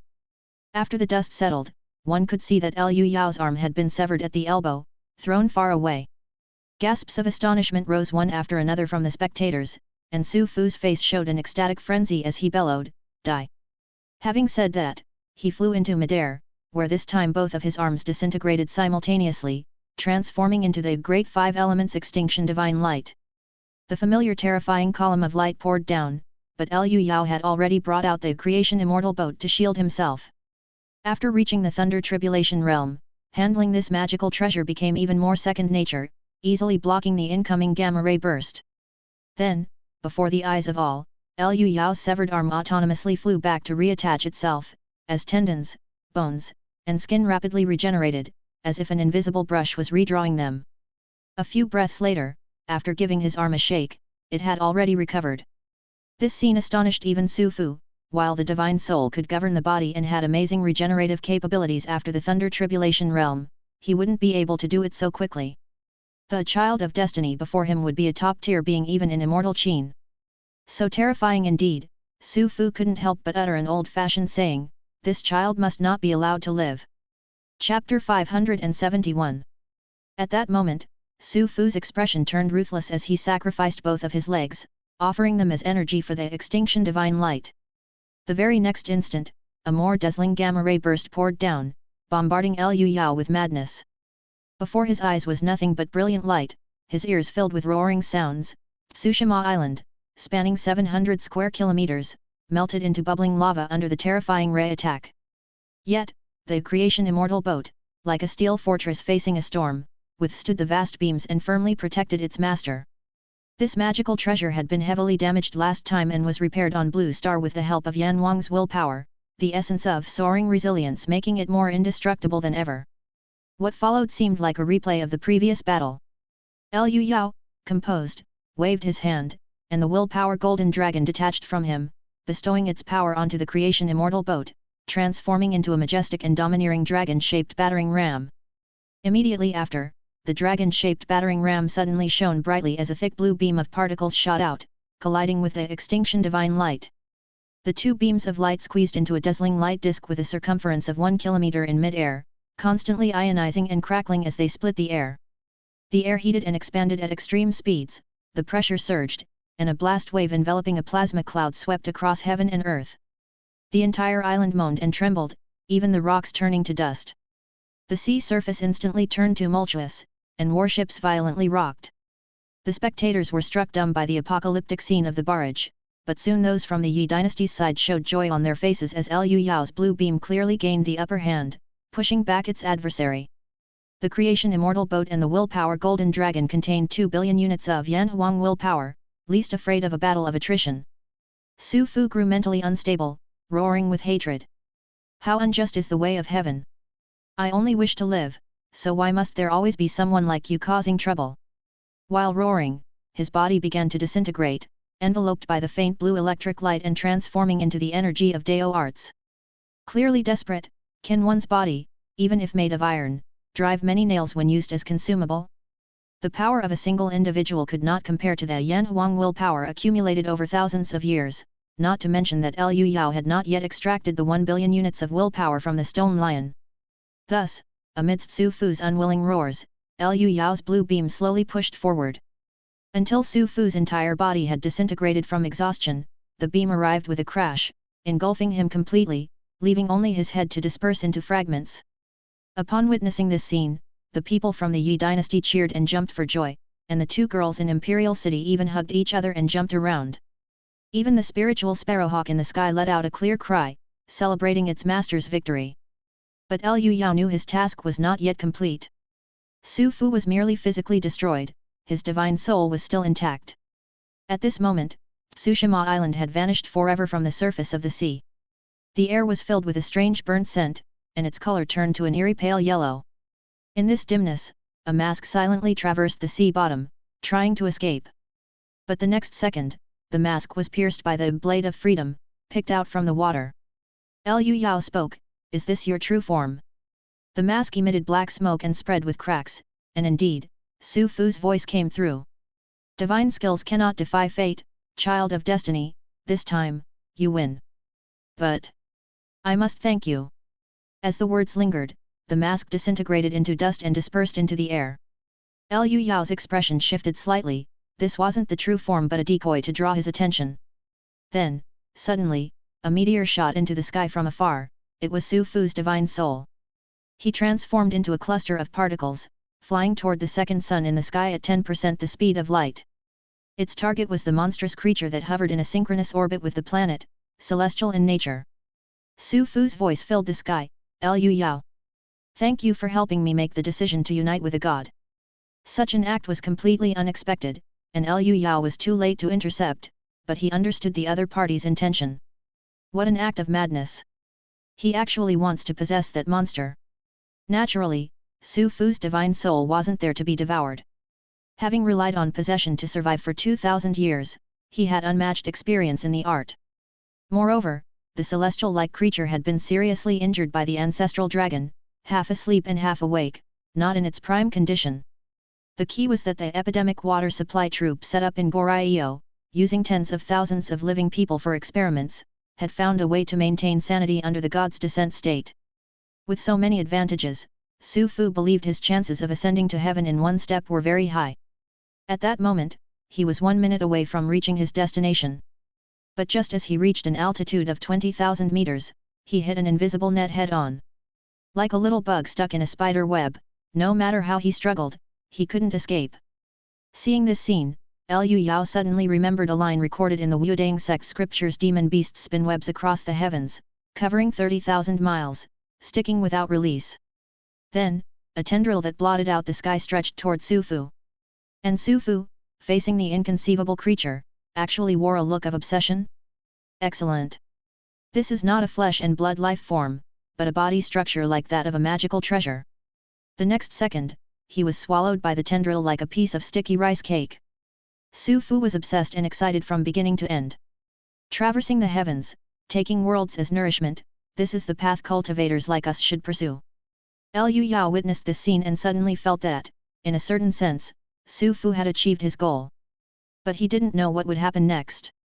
He quickly sent a psychic message to his women: "Something has happened, return to Imperial City quickly, wait for my message."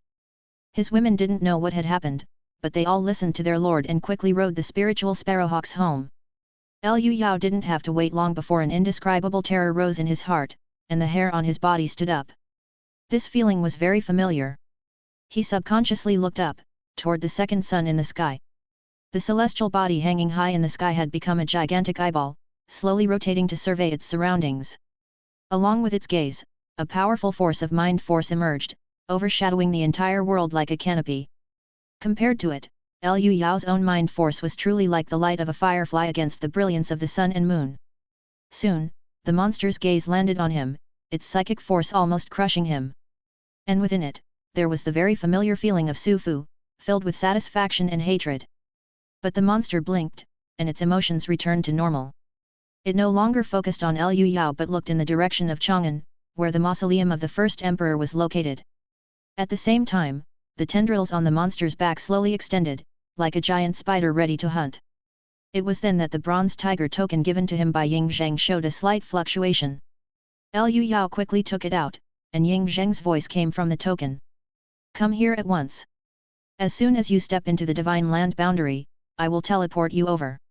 Chapter 572.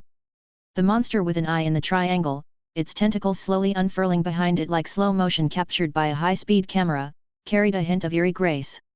But only those above the level of spirit refinement of divine fetal breathing could see the scene. Ordinary people just felt that today's sunlight was exceptionally dazzling. Liu Yao exerted all his strength to fly to Lishan at maximum speed, slamming down from the sky and creating an impact crater. The entire Lishan trembled slightly, generating a thread of strange fluctuations. This seemed to be a marker for positioning, following which, a familiar green vortex gateway appeared under Liu Yao's feet. The scene changed, and in the next second, he had arrived in the Epang Palace. At this moment, the entire underground palace was bustling. Mercury guards continuously converged on the plaza in front of the Hall of Supreme Harmony, easily numbering nearly 1,000,000. The 230-meter-tall Mercury generals were also there. The moment they saw Liu Yao, they immediately pointed their spears to the sky and bowed as if greeting a guest. But the most eye-catching were surely the 6 200-meter-tall magnificent golden statues. It was because of the gold and the willing power provided by Liu Yao that these severely damaged golden statues were able to be repaired. They shone with golden light, standing tall and formidable, all turning their heads to look at Liu Yao and bowing in salute. It looks like all of the underground palace's military forces have been assembled. I wonder what Ying Zheng is planning, he thought. Just as this thought crossed his mind, a beam of brilliant light shot out from the forehead of the gold statue in the center, revealing Ying Zheng. He still wore a dark robe and a high crown, looking gallant and extraordinary, save for his eyes that lacked pupils. Liu Yao hurriedly said, I defeated Su Fu, but his divine soul willfully threw itself towards the evil god in the heavens. I roughly know what transpired. Ying Zheng shook his head and sighed. I wanted to proceed step by step, never expecting Su Fu to be so insane. The Thunder Tribulation divine soul is undoubtedly a substantial supplement, and the evil god has probably recovered first. So, we should. Liu Yao was about to inquire what to do next. But at that moment, suddenly a vast and ocean-like mind force enveloped the entire underground palace. Not good. That monster has locked onto us. Liu Yao immediately felt the air around him become especially sticky, as if he were an insect trapped in glue. At this moment, the god of unity stared over, focusing its gaze on Ying Zheng. Anyone could feel the intense hatred contained within. The temperature dropped suddenly, and white frost encased the surrounding palaces in an instant. Without saying a word, Ying Zheng watched the 6 golden statues suddenly puff out their chests, radiating dazzling golden light. The golden light blocked the gaze of Gai God, and Liu Yao immediately felt much more relieved. The surroundings slowly began to return to normal. But things were not going to be that simple.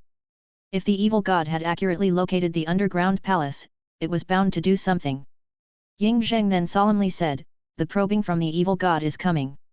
No sooner had his words fallen than a profound sense of dread filled Liu Yao, as if he were a mere mortal facing a rapidly approaching truck. Ying Zheng raised his hand, and a golden statue looked up at the sky, its eyes shooting out brilliant light towards the position of the second sun. Immediately thereafter, a projection appeared in the void, showing everything that was happening. One saw the tentacles of Gai God moving to a strange rhythm, and then, a small asteroid, 10 kilometers in diameter, changed its trajectory and headed toward their planet. Damn it! Seeing the evil god actually hurl an asteroid their way, Liu Yao couldn't help but curse out loud. With the planet's gravity and the evil god's push, the asteroid hurtled toward Chang'an at a speed of 70,000 kilometers per hour. When the time comes, a giant meteorite crater as large as an entire province will be formed, volcanoes across the hemisphere will erupt in competition, and various types of dust will shroud the sky, plunging the planet into a nuclear winter. Liu Yao knew this crystal clear because the small asteroid that had caused the extinction of the dinosaurs had been of the same size. He used to think that being able to destroy an island with his power was impressive, but now he realized it was nothing in comparison. Even nuclear bombs would be useless against this asteroid, and Liu Yao looked towards Ying Zheng and the 6 golden statues, hoping he would do something. Otherwise, the other world would have to replay a massive extinction event. At this moment, the other party's expression was very conflicted, as if hesitating, then he said something seemingly irrelevant. You have already reached the cultivation level of golden body combined with heavenly tribulation. How long has it been? it's simply unbelievable. No wonder you could defeat Sufu. Liu Yao was somewhat speechless, now did not seem like the time for pleasantries. Ying Zheng continued, I do indeed have a way to block this strike, but it would expose the fact that the ancestral dragon is dead, and then the evil god would have no more scruples, and the world would still be destroyed. Liu Yao looked at him, his expression serious, then what do you suggest we do? Ying Zheng did not hurry to answer, but instead took in the vast and majestic Epang Palace before speaking. Do you know where we are? It seems to be beneath Li Mountain. Yes, but much deeper than you imagine. This underground palace is built at the core of the earth. Liu Yao was somewhat surprised, the core of the earth being the central part of the planet, located at the very deepest point, related to the formation of the planet's magnetic field. Ying Zheng continued, in the past, the ancestral dragon created this place with unmatched power. Liu Yao, I'm about to tell you another purpose of the underground palace. As he spoke, the 6 200-meter-tall golden statues simultaneously made the motion of throwing a javelin. A powerful suction force appeared in the area, drawing in countless amounts of air towards the hands of the golden statues, turning into ever brighter blue points of light, and eventually coalescing into a giant plasma javelin flashing with electric sparks. Even with Liu Yao's physique, he felt his skin prickling from the heat, which contained an astonishing temperature. Yet the 6 golden statues holding these terrifying javelins were aiming at the Hall of Supreme Harmony. Ying Zheng lowered his head, speaking somberly. Epang Palace is a gigantic bomb placed at the core of the earth. Detonating it will completely destroy the core of the earth, causing the whole planet to explode. Given the size of the evil god, to leave our universe it needs a vast amount of souls and materials as energy. If we go for a scorched earth approach, it gains nothing and can only be trapped here. Liu Yao was momentarily speechless, these people were each more ruthless than the last. Ying Zheng looked at him, his voice suddenly loud. Before the ancestral dragon died, he very well could have arranged for a mindless divine thought to do this, but in the end, he left behind this trace of a lingering attachment in me. However, I also cannot make such an important decision, so I leave the choice to you. Liu Yao felt the weight in his heart, furrowing his brows and keeping silent, only listening as Ying Zheng continued. Execute the scorched earth plan, and you have one day to evacuate with the important people, or alternatively. I go all in for you, striving for a few more years, making one last effort. If you choose the scorched earth plan, the evil god will not be able to leave our universe for the next 100,000 years, if you choose the latter, failure means losing everything.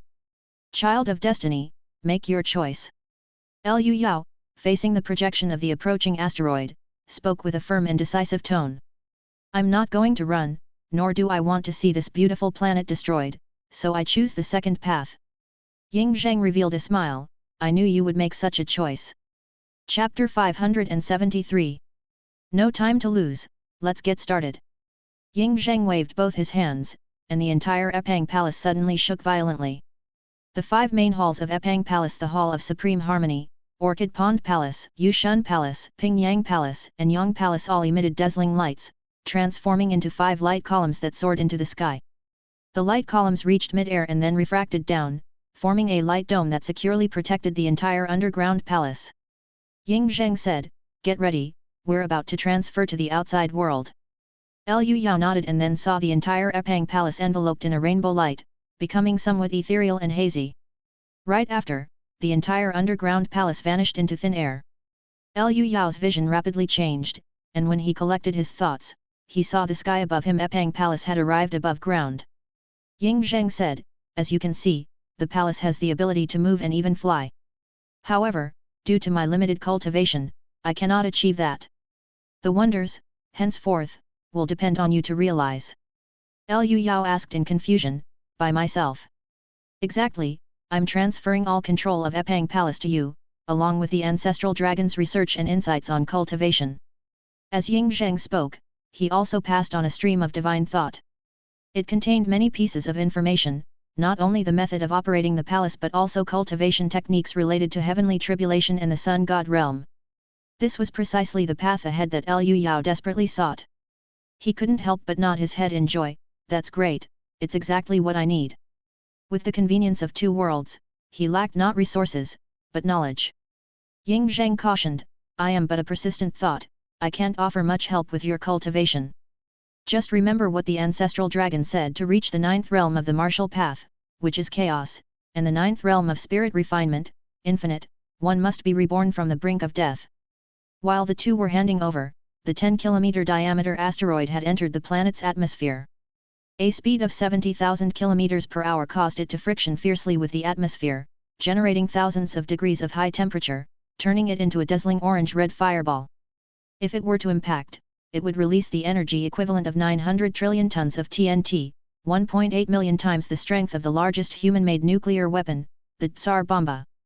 Sufficient to trigger massive tsunamis, earthquakes, and volcanic eruptions, and to inject vast amounts of dust into the atmosphere, blocking out the sunlight completely, leading to a nuclear winter. With the apocalypse crisis looming, Ying Zheng turned into a bundle of light and shadow and returned to the third eye of the golden statue. Next, with his golden statue as the core, 6 golden statues stood together, their bodies flickering with dazzling electrical light, turning into 6 light beings. Afterwards, they combined into one, forming a light giant thousands of meters tall. The giant radiated a strong aura, and the intense heat ionized the air, creating fierce cyclones that almost blew Liu Yao away. The giant of light waved a huge hand as a farewell to Liu Yao, conveying the relieved voice of Ying Zheng. Such are lingering attachments, they represent that which we cannot let go. But after so many years, it's time to let go. I'm off. With those words, his entire being exploded with even more radiant light, forming a giant spear of light that continued to surge. The heat emanating from it already exceeded 2000 degrees, and it continued to rise, forcing Liu Yao to retreat continuously. Just then, 2 silver generals suddenly roared, "We are willing to follow His Majesty." With that, they dove into the giant spear of light like moths to a flame, merging with it.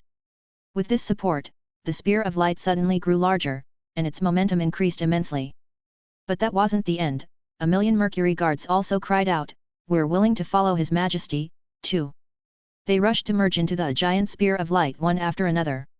They were all Great Wall Legion, the elite troops under the ancestral dragon's command. While they only had simple consciousness, and couldn't even be considered wise, they still followed the instinct to obey and serve unto death ingrained in them during their lifetime. With their addition, the supermassive spear of light resembled a towering pillar of light, 2,000 kilometers long, clearly visible within 1,000 kilometers. Liu Yao faintly saw Ying Zheng reveal a relieved smile, his eyes opening and closing with pupils appearing, bright and spirited. At this moment, the asteroid had reached the middle of the atmosphere where the air density was higher, causing particularly intense friction, as if another orange-red sun had appeared in the sky. During this time, the supermassive spear of light incarnated by Ying Zheng burst with eerie blue electric arcs, forming a powerful electromagnetic field in an instant. The next second, the spear of light was accelerated to 100,000 km per second and thundered out. This speed was also a third of the speed of light, striking the rapidly approaching asteroid in the blink of an eye. An expansive wave exploded in the sky, forming a halo. The 10-kilometer asteroid reduced to a shower of sparks and violently scattered. Most of these fragments would burn up in the atmosphere, leaving the few remaining pieces too small to pose any threat. The crisis was averted. But Ying Zheng's goal was far from just that. At this moment, the spear of light, after piercing through the asteroid, continued forward without losing any speed, exiting the atmosphere and heading straight for the evil god stationed in the planet's synchronous orbit. The Gi god naturally would not just stand by and watch. Its tentacles seemed to suck something forcefully from the void, streams of light converging in its eyes, and abruptly ejected a red beam. This beam was immensely thick, easily covering an entire large city on Blue Star. The two collided in space with a thunderous clash, scattering dazzling patches of light. In comparison, the spear of light incarnated by Ying Zheng was like a toothpick, insignificant and immediately overwhelmed. Liu Yao clenched his fists tightly and focused all his strength on his eyes, intently watching this scene, knowing it was not over yet. Sure enough, a song suddenly came from the depths of the cosmos, "How can we be without clothes? Share the heavenly coat. The king rallies the troops, to sharpen our spears and halberds." The song was full of vigorous fighting spirit and the will for shared enmity, a true ancient war chant from the pre-Qin era. Accompanying the chant, the spear of light incarnated by Ying Zheng surged upward, splitting the red beam spat out by the evil god as easily as scissors cutting through cloth. The Gi god's tentacles writhed behind it, its entire eye angrily bulged, increasing the output power and spewing out even more intense lasers. The spear of light incarnated by Ying Zheng, though unstoppable, became increasingly smaller during the confrontation, its energy nearing depletion. But he was destined for a supreme sacrifice, and at this moment he actually burst into laughter, igniting his own divine soul and transforming it into the energy for the Spear of Light. The Great Wall Legion guards merged with him did the same. In an instant, the Spear of Light received a massive empowerment, shining even more brilliantly as it surged against the flow and thunderously pierced through the Gi god. An intense scream echoed throughout the universe, the evil god now with a huge gaping hole in its body. From the sound of its shrill cries, one could tell this pain was severe. But compared to the physical destruction, the will to protect and forget oneself embedded in the Spear of Light was the true lethal blow. Liu Yao watched with an overwhelming sense of passion but also received Ying Zheng's final mind communication, "What comes next is up to you. Don't worry. Leave it to me." The other had already dissipated into twinkling lights in the cosmos, but Liu Yao still solemnly made a promise. He would carry forward the legacy of the sages, pulling the world out from the abyss. Meanwhile, several individuals who clearly were not of the ordinary folk also observed this scene, with expressions of regret or mockery on their faces, some even pouring a cup of wine onto the ground. In the ocean, the turtle as large as Hainan Island shed a tear. Chapter 574. Ying Zheng struck with all his might, and the crisis was averted. A dark spot appeared on the second sun in the sky, precisely where Ying Zheng had punctured a great hole. The eyes of the Gi god had closed, and the dancing tentacles had all withdrawn, becoming completely docile. How long this situation could last, Liu Yao was not sure. It could be as short as 1 or 2 years or as long as 3 to 5 years, all were possible. At this moment, he had gained full control over the Epang Palace, including countless precious cultivation methods and the cultivation insights of the first emperor of Qin, a sun god powerhouse. But at the same time, he had also taken on a heavy burden. "From now on, it is up to me to guard the world," he said. Liu Yao sighed with emotion, but suddenly discovered that many of the pavilions and halls of Epang Palace seemed slightly illusory, as if they were about to dissipate in the wind. This colossal palace, in essence, was like the creation immortal boat, a magical treasure. It had not received proper care for 2,000 years and had also undergone a long-distance transfer. It was now at its limit, with even its physical form becoming unstable. Immediate nurture and repair were urgently needed. Just by looking at the size of the Epang Palace, one could tell that it was a sun god realm exclusive toy. Attempting to operate it without the sufficient realm was like trying to shake a tree with the strength of a feeble insect. Luckily, Liu Yao was carrying billions of Yanhuang willpower units with him. He took out the stone lion and placed it in front of the Hall of Supreme Harmony, releasing all 1 billion Yanhuang willpower units stored within. With this blessing, the entire Epang Palace gradually stabilized, once again assuming the appearance of a splendid and magnificent structure. Only then did Liu Yao breathe a sigh of relief. He then refined this gigantic magical treasure with his divine thought and gained full control over it. With the thought, the whole Epang Palace began to shrink continuously until it became a micro-sculpture encased in a crystal ball. Storing it within his divine soul for nurturing, Liu Yao soared into the sky, heading in the direction of Imperial City. Compared to the breathtaking scene in space, what the common people cared about most was Liu Yao's killing of Su Fu. With this obstacle gone, the Yi dynasty's army faced no more hindrances as they made a beachhead landing and invaded Izumo. Along the coast of Fukuoka, cannons roared and machine guns sprayed bullets. Countless over 2-meter-tall mechas leaped from the transport ships, lifting metal shields as thick as 10 centimeters and shaped like door panels, wading through waist-deep sea water, charging toward the shore. Following behind them were numerous warriors dressed in lightweight battle armor. And on the ocean's surface, there were Golden Body Realm Grandmasters overseeing the battlefield, coldly observing and ready to intercept any enemy strongholds at any moment. No matter how desperately Izumo fought and roared, the outcome remained unchangeable. The massive army of the Yi dynasty swarmed into the Izumo heartland, serving their country while pursuing fame, power, and wealth, as well as the riches passed down for generations. Izumo, unwilling to await death passively, raised the slogan "100 million shatter like jade," vowing to resist to the very end. A full-scale war began. The clamor of battle shook the heavens. But Liu Yao remained seated peacefully at home. Paths are forged by one's own steps, and Liu Yao is not one to be anyone's nanny. What they can become now depends on themselves. In the recent days, while Liu Yao attended to Liao Ye's breakthrough, he also studied the cultivation materials in his possession, planning his next steps in cultivation. In the martial path, he was already in the golden body, the 8th realm. The next stage was called fusion. Fusion, where the original chi is undivided, chaos merges into one, and where the beginning of original chi lies. Despite the lengthy explanation, Liu Yao was astonished to discover the essence of this realm is to perform controlled nuclear fusion inside one's body. One could imagine how incredible this was. His current cultivation level was still far too short. Rubbing his head and setting aside those thoughts for the moment, Liu Yao began to focus on spirit refinement cultivation. Spirit refinement was currently at the 7th realm, the thunder tribulation. After that came the sun god. The breakthrough of this realm hinges on the absorption of spirit mechanism, purifying thoughts into pure yang, ultimately transforming a person's heart into the will of heaven. Firstly, one must be able to sense the spirit mechanism.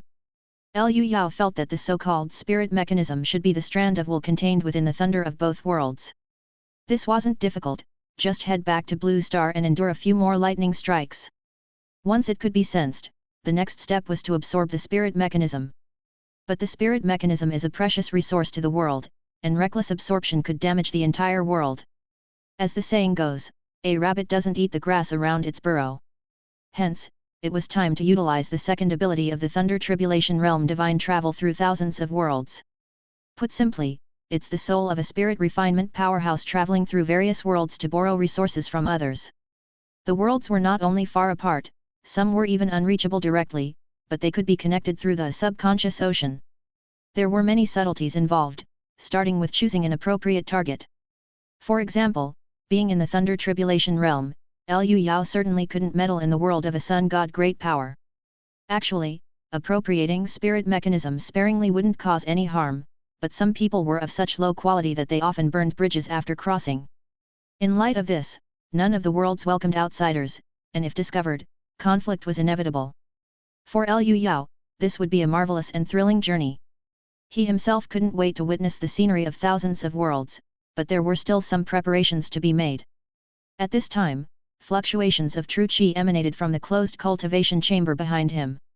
The sect leader's senior sister's aperture points opened and closed continuously, like a self-checking machine, ready to break through the seamless realm at any moment. Liu Yao didn't need to do anything, just sitting quietly here was the greatest support. Because his presence would give Liaoya extra peace of mind. And so, Liu Yao patiently stood outside his senior sister's room, calm and composed. Liaoya felt secure and at ease, filled with a sense of safety. Finally, the time came to August 14th, the day before the Mid-Autumn Festival, and the sect leader's senior sister finally made her breakthrough. Liu Yao first felt a surging vitality emerge from the room, followed by the life force growing stronger and stronger, like the warm sun on a winter day. Even separated by a wall, he felt as if basking in the gentle spring breeze. Knowing that his senior sister was at a critical moment, Liu Yao silently cheered her on, ready to rush in to avert any crisis. But this preparation proved unnecessary. With her steadfast heart and bright courage, Liaoya was far from an ordinary woman. Naturally, the seamless realm was no obstacle for her. About a minute later, a massive surge of true chi violently buffeted the chamber, shaking it to its core. Before long, the intense commotion gradually ceased, and a dazzling figure emerged from behind the door. It was Liaoya. She was engulfed in flame like waves of chi, which scoured the ground beneath her. Her upper garments, destroyed by the runaway true chi, forced her to lift one arm to cover her chest, which only highlighted her lustrous and ample beauty. Liu Yao quickly stepped forward, joyfully exclaiming, "Congratulations, senior sister, on advancing to the seamless realm." As he spoke, he took off his own coat to help her put it on. Liaoya's clear, bright eyes were fixed intently on Liu Yao as she said softly, "Junior brother, thank you. I felt especially at ease with you outside." Liu Yao's smile brimmed with joy as he replied, "In this family, no need for such formality." At this moment, the other women of the house and the 3 spiritual sparrowhawks also heard the commotion and rushed over, creating a scene of great merriment. Liu Yao noticed that their strengths had all significantly increased, and both Li Pei and Liao Qi were close to breaking through as well. It seemed that no one had been idle during this time. The path ahead might be riddled with thorns, but Liu Yao was not fighting alone. Chapter 575. Liaoya successfully broke through, and everyone was very happy, so they brought out the newly brewed golden stem immortal dew to celebrate with a feast. This was the rare kind of immortal brew that could even get someone in the golden body realm drunk, and the 3 spiritual sparrowhawks guzzled down their portions with a gulping sound, soon showing a hint of tipsiness. They clung to Liu Yao, kept reaching into his embrace, and fished out his phone with their beaks.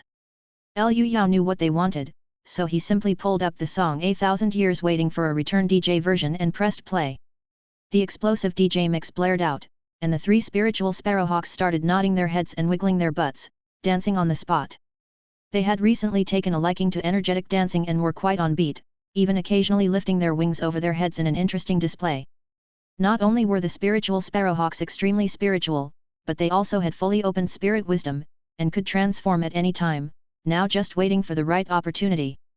Ali agreed with this, but transforming was not so simple. At the moment, she was meowing incessantly at Liao Qi, deliberately acting cute and trying to please. Having lived with them for a long time, she had understood the character of each family member, the female host in front of her being the most tender and naive. Sure enough, Liao Qi, finding the cat irresistibly soft and cute, reached out to pet her, transferring a stream of extremely pure innate true qi.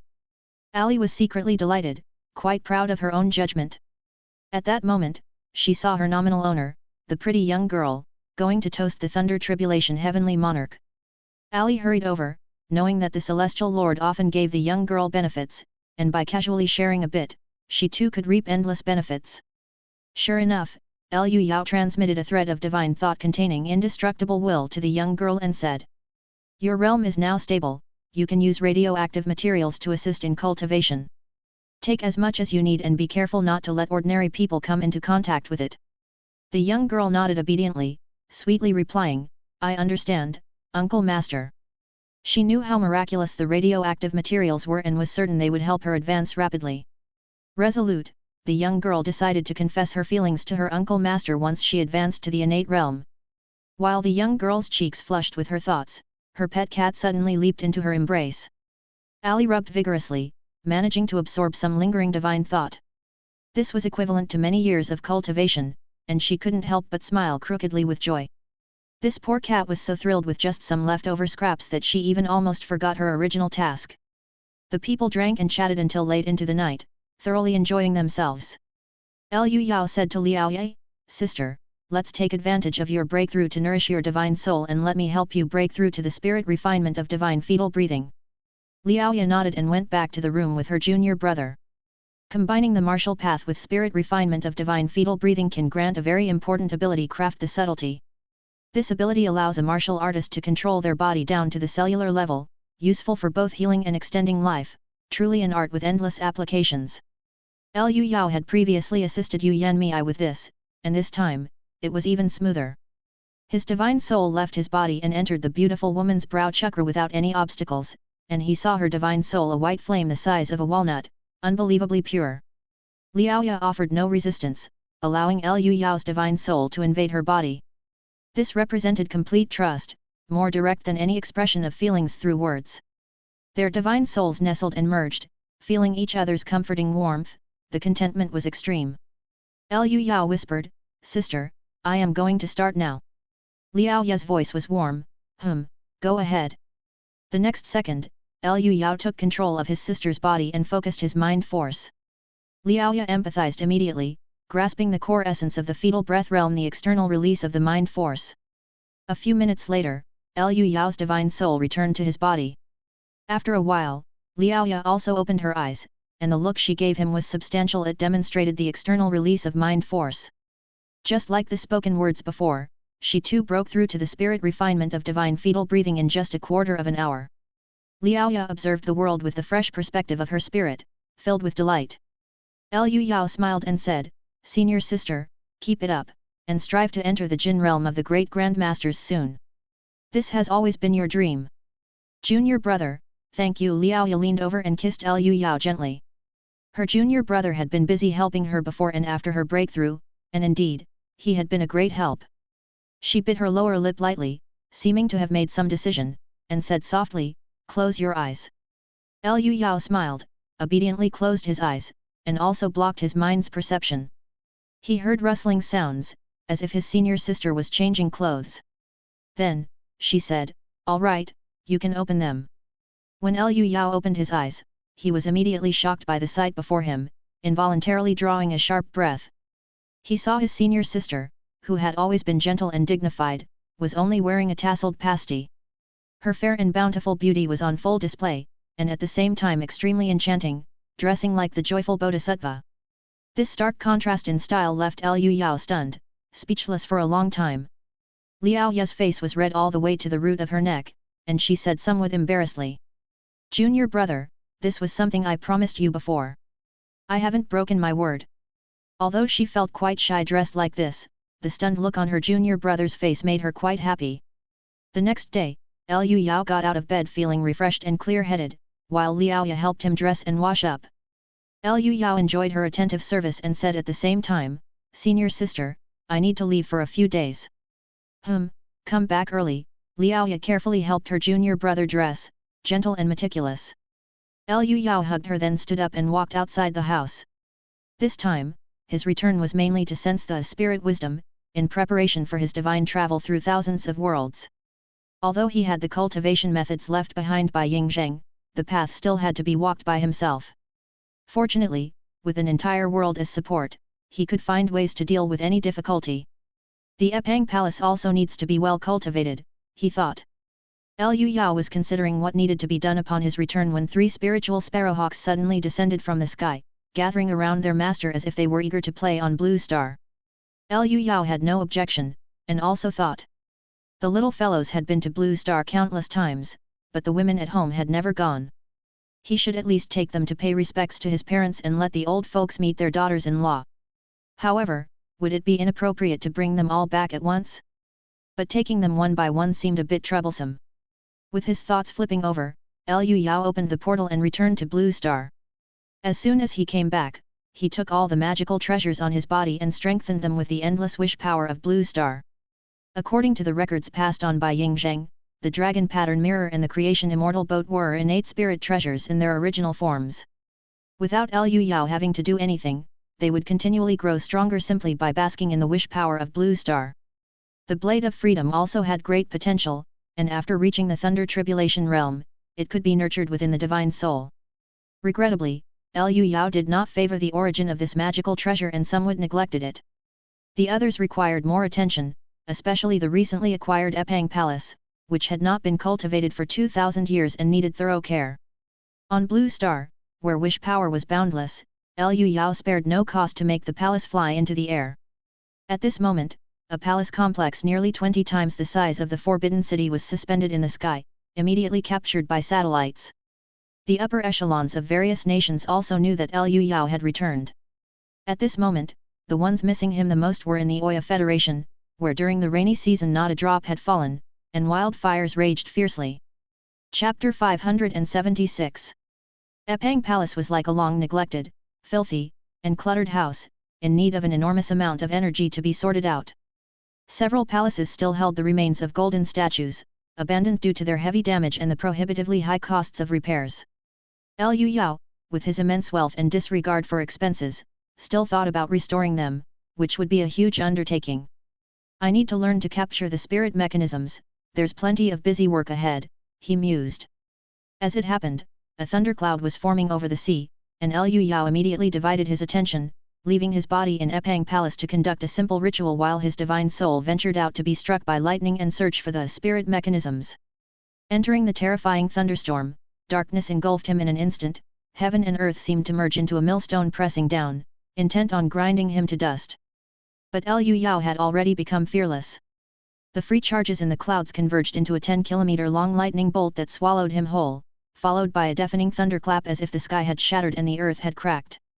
In this terrifying attack, imbued with heavenly might, Liu Yao felt a familiar will, emotionless, unchanging, endless, and cyclical through life and death. By returning to the familiar, he gained some new insights. However, that was all. He couldn't grasp what exactly the so-called spirit mechanism was. Even when the thunderstorm ended, Liu Yao felt like a monkey trying to catch the moon in water. It seemed within reach, but he couldn't get his hands on it. Defiant, he dove into another dark cloud, with the same result. He could sense and experience it but couldn't seize it. The spirit mechanism seemed like a mere illusion, intangible and beyond his grasp.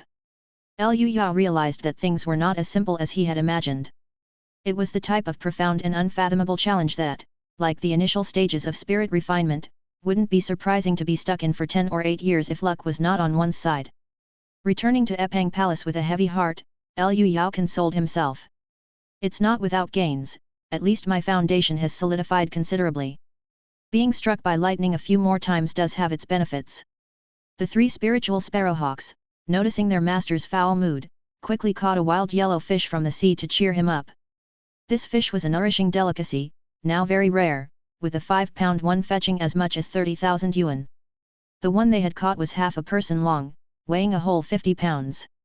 The sparrows activated their inner elixir vital energy to roast the fish until it was nicely charred and fragrant, offering it to their master to enjoy. Liu Yao stroked his spiritual sparrowhawks' necks, savoring the exquisite fish flesh rich in collagen, and his mood immediately lightened. Afterward, he took out his phone to check the news on Blue Star while downloading primary school learning materials for his spiritual sparrowhawks. But as soon as he turned it on, he was greeted with numerous missed call notifications, all from Oya Federation numbers that seemed urgent after dozens of attempts to reach him. Upon accessing the internet, Liu Yao instantly understood what was happening. The Oya Federation was experiencing an unprecedented drought. Not only was the public's daily life severely affected, but it had also triggered fierce wildfires sweeping across the nation. Complaints were all over social media platforms, especially after the Prime Minister, Morris, was exposed for going on holiday, which led to consecutive protests and demonstrations in major cities. Although the situation was chaotic, the elite of the Oya Federation initially didn't care much, with Prime Minister Morris even leisurely going on a holiday. The Oya continent was naturally arid and frequently plagued by wildfires. They saw it as just an exceptionally severe year, expecting that after the drought passed, things would return to normal. But after 4 continuous months without a drop of rain, smoke haze cloaked the major cities including the capital every day. The vegetation withered away in large swathes, and the wilderness was strewn with the skeletal remains of animals. This didn't seem like an ordinary drought at all. Moreover, weather planes had captured images of rain clouds being driven away by a strange force, leaving everyone 100% certain that Liu Yao was behind it. Scientists simulated and conjectured that if this condition continued for over a year, all vegetation on the entire Oya continent would perish. This will be a devastating ecological disaster, a mass extinction of species, by which time the entire continent will irreversibly become a desert, an absolute land of death where no life exists. Under the stimulus of this national crisis, the Oya Federation government from top to bottom could no longer sit still, mobilizing all forces to contact Liu Yao. At that moment, the phone rang again. After pressing the answer button, a voice came through, "Is this Mr. Liu Yao?" Liu Yao responded indifferently, "It's me, what's the matter?" Immediately, there was a burst of commotion on the other end, "It's really him.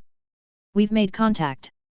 Then, the voice obviously changed to another person, though righteous in tone, it was filled with feigned concern. "Hello Mr. Liu Yao, this is Morris, the Prime Minister of the Oya Federation. Your actions will cause a severe ecological disaster. Please stop this anti-human behavior immediately, and our side is willing to commence negotiations with you regarding our differences." But before he could finish, Liu Yao interrupted him, "I'm busy, no time." Then he hung up the phone. The person on the other end, Prime Minister Morris, was the one who went on vacation during the fire. Last time the Oya Federation waged war against him, this person was also behind the manipulation. Liu Yao's mind was already preoccupied, and he had no interest in dealing with this person.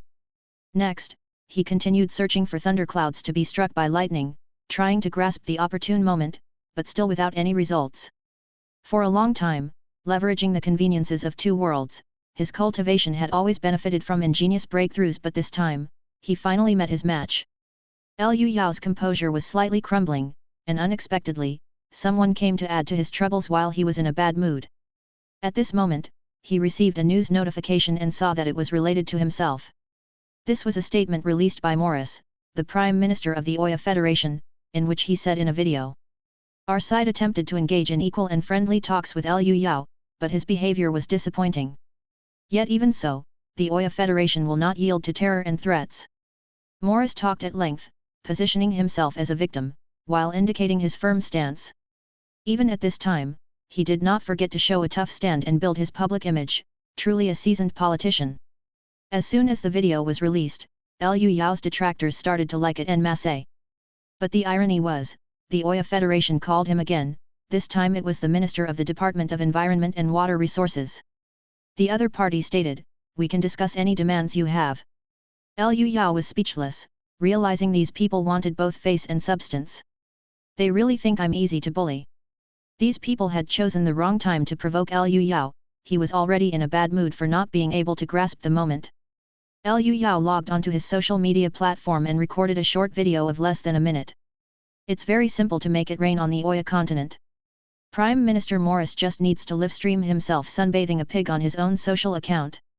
In less than half an hour, this video topped the play charts and also dominated the top trend on the hot search list. Chapter 577. Prime Minister Morris of the Oya Federation had been very active lately. Not only did he give successive television addresses, calling for the unity of the people and vowing to never yield, but he also suggested on Twitter to rename the well-known Pitt Street to Courage Street, in memory of the National Defense Army who sacrificed themselves in the fight against Liu Yao. It wasn't just the collapse of the Oya continent, but even the end of the world couldn't stop the Prime Minister from building his image and gathering votes. Early this morning, an urgent phone call yanked him out of bed and into the conference room. By the time he arrived, the conference room was already packed. Morris nodded to them in greeting, but received few responses. As he grew puzzled, a female officer with brown hair played a video uploaded by Liu Yao. "As long as the Prime Minister meets my demands, bountiful rain will immediately come to the Oya continent." After watching the video, Morris scowled. Why would that freak make such a strange and disgusting request? Then he remembered something and cried out urgently, "Activate the emergency plan, contact the relevant parties to delete the video, don't let this blow up." Hearing this, his confidants were speechless. A female officer with brown hair spoke. As soon as the video was uploaded, in less than 15 minutes, the views broke 100 million, media from other nations rushed to report it, and they specifically highlighted the condition of you abusing animals. Prime Minister Morris cursed under his breath, "Son of a bitch," and then looked to several of his cabinet ministers, saying, "How are the private negotiations with Liu Yao going? We can meet any demand, be it money, gold, or even arms."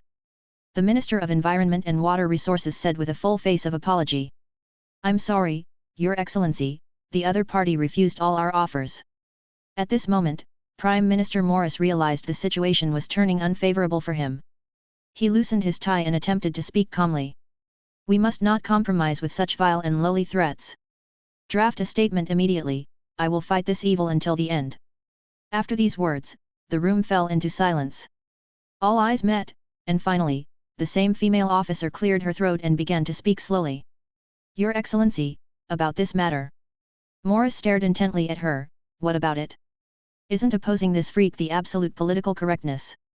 The female officer took a deep breath and pulled back the curtains of the conference room. From the Prime Minister's office on the 30th floor, coupled with excellent soundproofing, Morris had, up until now, been unaware that the crowd protesting below filled the streets. There must have been at least 100,000 of them, all chanting, "We want rain. Agree to Superman's demands. For God's sake, do something." Many of the protesting crowd were leading cows, sheep, kangaroos, and other animals, holding banners that read "Thirsty," demanding the federal government resolve the crisis. For a superior like Morris, there was no hurry. Even if Oya continent was ruined, with their wealth, they could live lavishly in any other country. But the common people had had enough. Enough of the omnipresent dust, enough of the burn smell in the air, and especially enough of the tenfold price increase in drinking water and daily necessities. Farmers, stock breeders, and environmental activists were all eager to tie up the Prime Minister and send him to hell. In a house where the foundations are undermined, all must share the risk. Modern society is intricately connected, and the collapse due to the drought will sooner or later spread to all sectors. The truly sharp-minded elites knew where their foundations lay and would never sit back and watch their nation turn to desert. And at this time, the most direct and effective way was for the Prime Minister to make a sacrifice. Consequently, the multitude of voices from the protesting crowd condensed into one demand: "Damn fat pig, just agree to Superman's terms already." The female officer then drew the curtains closed again and turned around with a solemn expression. "Due to the vacation incident, your reputation has plummeted to the lowest level, and your support rate has dropped to 11%. Over 90% of the public believes we should accede to Superman's demands." "What?" Morris looked incredulously at the female officer before him. "That's utterly absurd." Then, he asked, what about our allies? I need their support. The officer once again activated her tablet, bringing up Morris' personal Twitter page, which she managed. Morris took one look and nearly passed out from fury. He saw that there were already hundreds of millions of messages urging him to do as Superman demanded. These were all people eager for entertainment, impatient to witness a spectacle for the history books. What came next was a blow that sent Morris hard into free fall. The director of the OIA Federal Security Intelligence Agency stood up and said, "The Star Alliance is very interested in how to manipulate the weather and hopes you can pick a day with fine weather." The intelligence department of the OIA Federation had long been controlled by the Star Alliance country, and now they were clearly seizing the chance to spy on Liu Yao's secret of weather manipulation. Morris found himself abandoned and betrayed, with no one around him offering a glance of support. Only the female officer was there, gently patting his shoulder and offering consolation. "Don't worry, we will play an irritating buzzing sound during the live broadcast to interfere with the viewing experience, and afterwards, we will do everything possible to delete the video." But before she could finish, Morris interrupted her in a rage, "Do you think I'm an idiot? How could such a video be completely deleted?" The pat on his shoulder from the officer suddenly grew firmer as she said sternly, "In 4 months, the Oya continent will become irreversibly desertified. At that time, you, the Prime Minister, will be remembered infamously, nailed to the pillar of historical shame. And I assure you, you and your family will not have it easy." Morris was overawed by her presence and could not speak. His few confidants bowed their heads in silence, none offering assistance. The female officer represented more than just herself, and she continued persuasively, her voice softening. "Now, you have only one path laid out before you, which is to make a sacrifice for the nation and its people." "No. No. No." Morris struggled desperately, "We can use the latest special effects technology to fudge our way through. If Superman sees through it and disappears for another few months, we can't afford that gamble. Even if it kills me, I won't do such a broadcast." At this moment, the crowd protesting in the streets had grown even larger, nearing 200,000 people. And on the internet, countless Western netizens were doing their utmost to urge Morris. They saw this as a feast of traffic and revelry. As for who was being sacrificed, no one cared. Morris was not a man who enjoyed making sacrifices, and despite the officer's combination of pressure and persuasion, he simply wouldn't comply. It was not so simple for someone like him to willingly live-stream animal abuse. However, at this juncture, the situation took a turn. It turned out that Liu Yao had made another big move. Liu Yao had struggled for a long time without a breakthrough in grasping the spiritual machine. However, after weathering countless thunder strikes, his foundations had become much firmer, with a 10% increase in both speed and the resilience of his golden body. He put away the newly refined magical treasure, his mind still pondering the matter of the spiritual machine. At that moment, a full moon hung high in the night sky, shining like a bright lamp. A thought struck Liu Yao, "I can go to a place completely devoid of spiritual machines, surely by comparison I will achieve some results." He looked up at the starry sky, certain there would be no spiritual machines in space, definitely worth a try. Chapter 578. Liu Yao had long wanted to try if he could fly into outer space. After reaching the golden body realm, his body had become tougher than steel, capable even of withstanding direct hits from a cannon, and possessed an excellent resistance to various negative states. Previously, when Ying Zheng had transformed into a spear of light, the mere high temperatures emanating from it were enough to boil steel, yet Liu Yao only felt discomfort. He stored away the newly refined magical treasure, then soared into the sky toward the moon. The 3 spiritual sparrowhawks were also excited to follow their master on his venture. The way Liu Yao flew was completely different from theirs. The spiritual sparrowhawks primarily used their wings to propel themselves by pushing against the air, with the power from the demon core serving only as an aid. Liu Yao, on the other hand, relied on the drive of his divine soul, as if an invisible giant hand was lifting him in flight, closer to anti-gravity flying. Below 20,000 meters, Liu Yao was only flying at a speed of 1,000 km per hour, slower than the 3 spiritual sparrowhawks. However, past this altitude the air became very thin, causing the speed of the sparrowhawks to decrease. Contrastingly, Liu Yao's speed suddenly increased due to the reduced air resistance, even breaking the sound barrier. A circle of white airwaves exploded around him, throwing the sonic boom behind him, and with a trail of shattered air, he accelerated dramatically. The 3 spiritual sparrowhawks, overtaken by their master, cackled anxiously as they desperately chased after him, managing not to fall too far behind. The whole family's outing was clearly observed by outsiders. When Liu Yao was refining Epang Palace, countless satellites had already taken images, as the palace cluster flying in the sky was too conspicuous. The moment he suddenly stored his magical treasure and flew up high, it inevitably sparked curiosity. There were also those using astronomical telescopes to see Liu Yao causing the sonic boom, exclaiming one after another. It's supersonic flight. The circle of sound waves this explosion produces is so cool. He's instantly broken the sound barrier, won't his body disintegrate? Even steel can't withstand such an intense impact. But as the crowd clamored, they became even more astonished. He's leaving the stratosphere, what's he doing? He's almost leaving the atmosphere. Is he going into space? At that moment, Liu Yao was flying upwards with all his might. As the altitude increased, his body swiftly became covered with ice. But he merely glanced at it curiously, and the ice immediately disappeared. The sub-zero temperatures had a negligible effect on him. After the cold, he entered into a high-temperature environment, the thermosphere considered the border of Earth's atmosphere.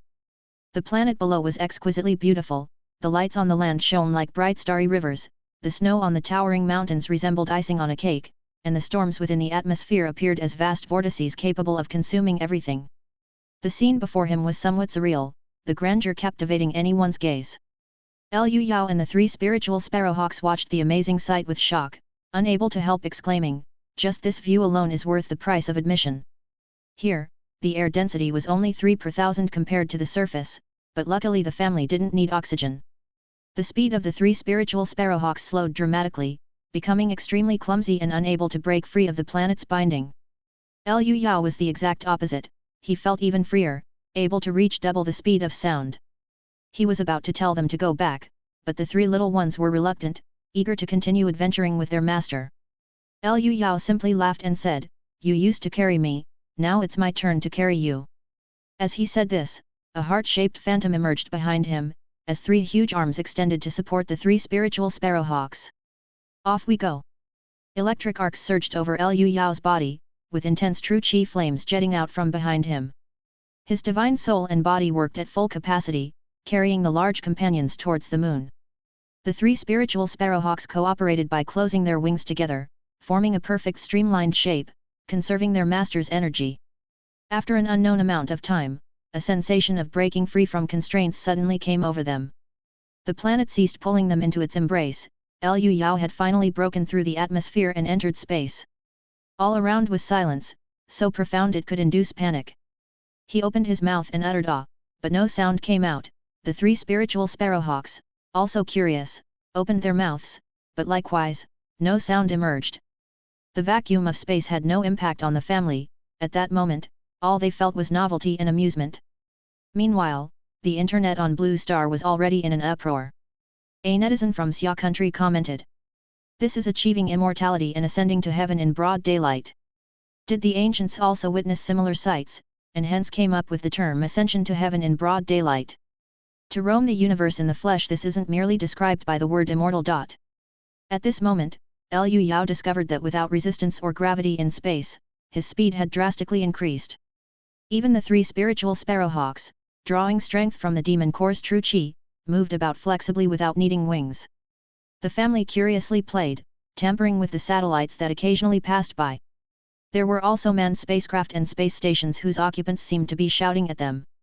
But there was still a mission to be accomplished, so Liu Yao transmitted his thoughts to the three spiritual sparrowhawks, "Let's go take a look at the moon." The moon had always had a significant influence on human culture, after all, it counted as a tourist destination.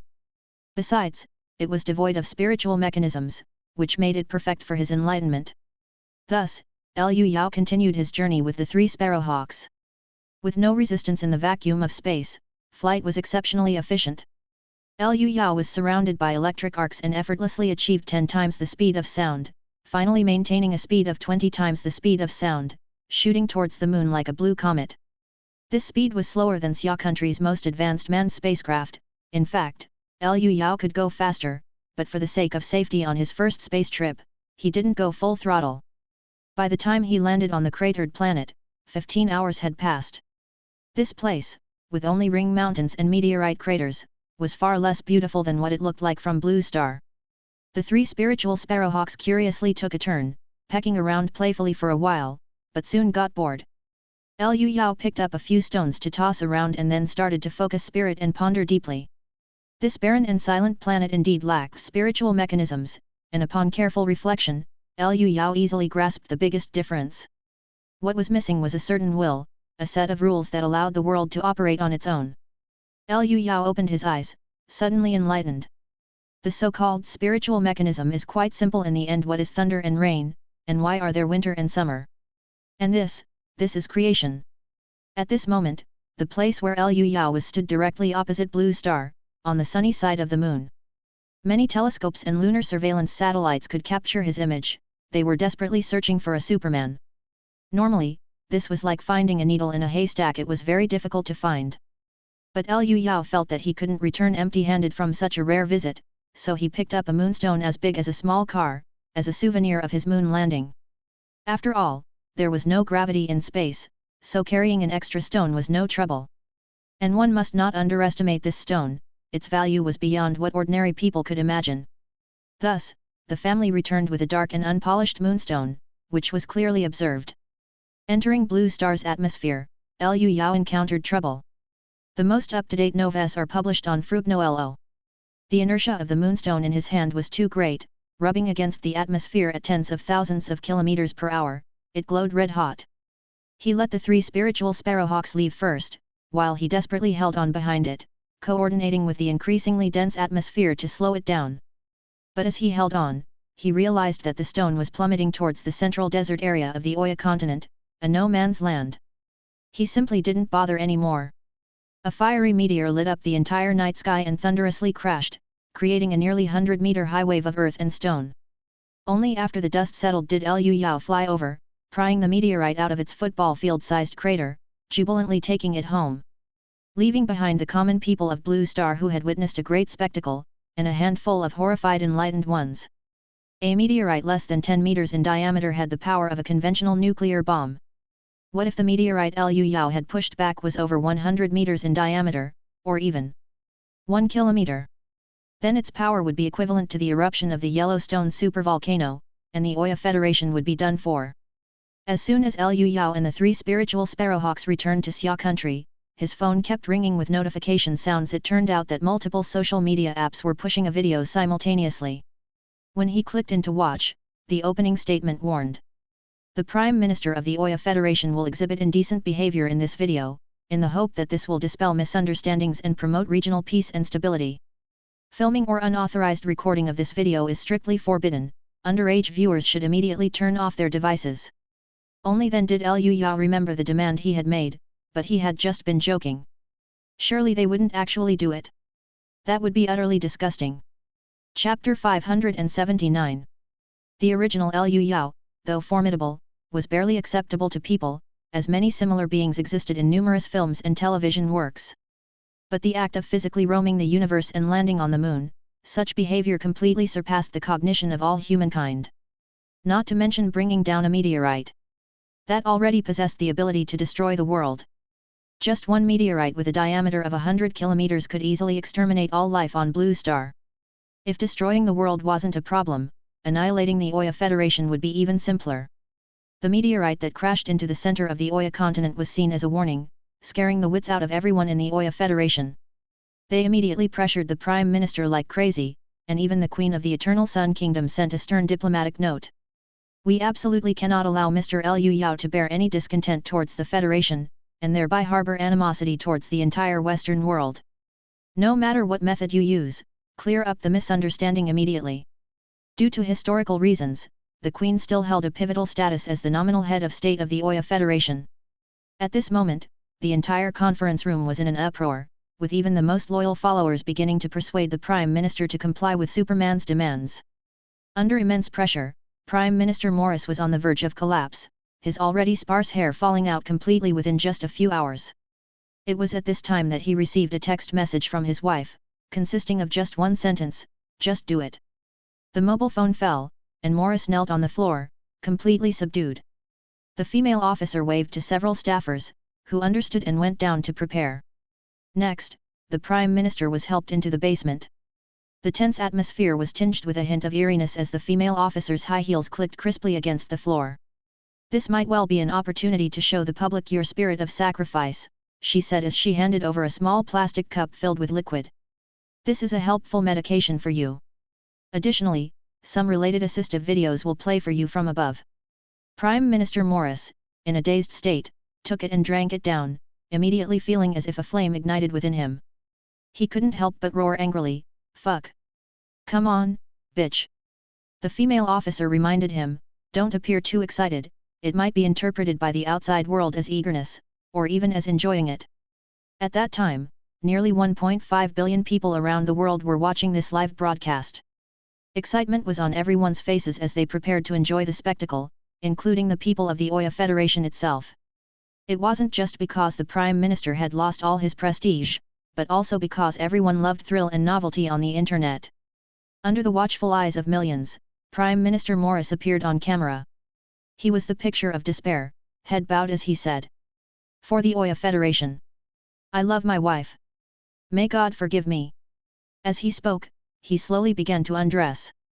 The next second, countless people cried out in shock, "Oh my God, holy shit, Jesus!" Some covered their eyes and turned their heads away, while others made the sign of the cross in front of themselves. After the shock, citizens of various nations, especially netizens from the Eternal Sun Federation, mocked without restraint. As expected of the land of exiled criminals, it's unbelievably disgusting. This damned country has set a new low for humanity. Chaos erupted online, but by this time, the negative sentiment of the Oya Federation's populace towards Liu Yao had imperceptibly shifted to the Prime Minister and to the other countries mocking their own. The outlet that Liu Yao had arranged for the release of sinister force was no longer spewing the power of the psyche. Influenced by the warm, moist currents from the ocean, thick clouds formed in an instant, and soon it rained. The matter was considered over, it's just that some people will undoubtedly be remembered by history. Liu Yao had also watched the video, so startled he nearly threw his phone away. My bad, I was just joking around. How did things get taken so seriously? It didn't have to go this far." However, after a moment's thought, he knew it must have been because he had brought back a meteorite while bodily traversing the universe. At that moment, Liu Yao summoned the willpower golden dragon, grabbing the rock from the moon, and had just entered Xia country's airspace. Moonstones are treasures of immense scientific value. Previously, 3 grains of rice-sized pieces were auctioned internationally, fetching a price of 8 million yuan. Although much of Liu Yao's clump had burned up while entering the Earth's atmosphere, over 100 tons still remained. He planned to exchange this black, unprepossessing rock for some nice things to put a perfect end to this journey. Sure enough, Wang Kuei immediately called, expressing his desire for the meteorite. "Mr. Liu Yao, the radiation level of the meteorite in your possession is 200 times over the limit, it's not advisable to bring it into densely populated areas." Liu Yao laughed and said, "I don't really want it either, what should be done about it?" The other party quickly and politely replied, "We can take care of it on our end, please feel free to make any requests you have." Liu Yao was straightforward, "My request is simple, give me 1,000 nuclear fuel rods, the high concentration kind." Nuclear fuel rods are the firewood of nuclear reactors. His upcoming cultivation required conducting nuclear reactions within his body, which he could use as a reference. At the same time, these things were beneficial for martial Dao cultivation, perfect for the use of the girls back home. Wang Kuei was silent for quite a while, probably seeking instructions. Liu Yao was in no hurry, flying leisurely toward the land. Within a few minutes, the other party came back with a response, "Please make your way to Zhongyang Nuclear Power Plant, I have sent the coordinates to your phone." As Liu Yao had expected, bodily crossing the universe had indeed brought great shock. The treatment had clearly improved, whereas nuclear matters used to be sensitive issues. He quickly arrived at the arranged site, where several military vehicles had already stopped.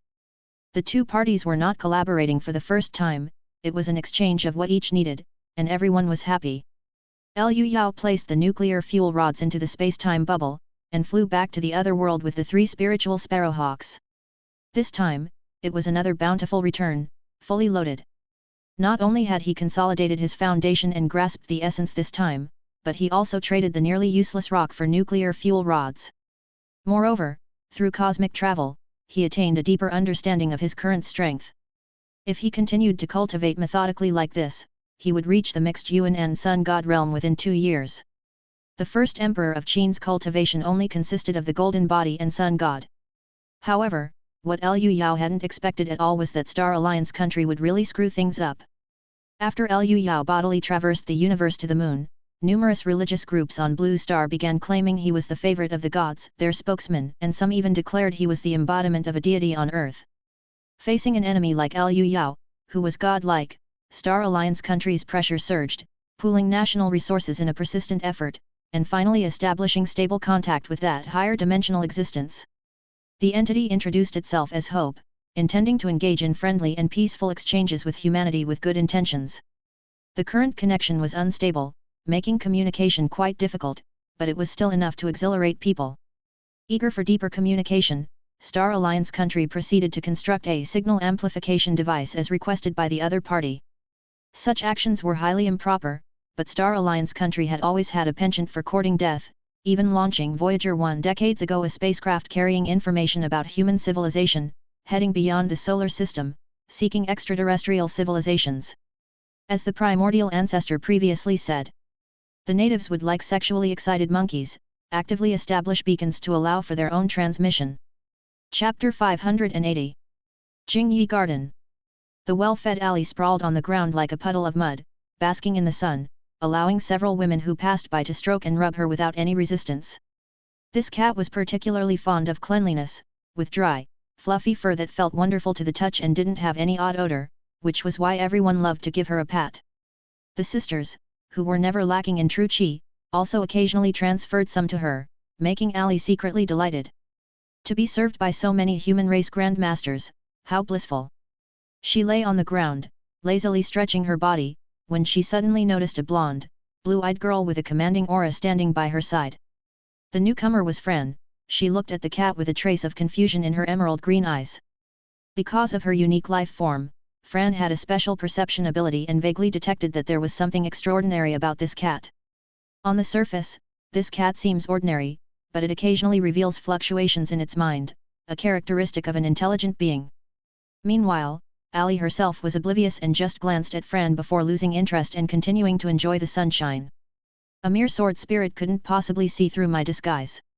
While they were each wrapped up in their thoughts, Ali suddenly perked up her nose and stood up, her cat face looking shocked at something. Spiritual essence.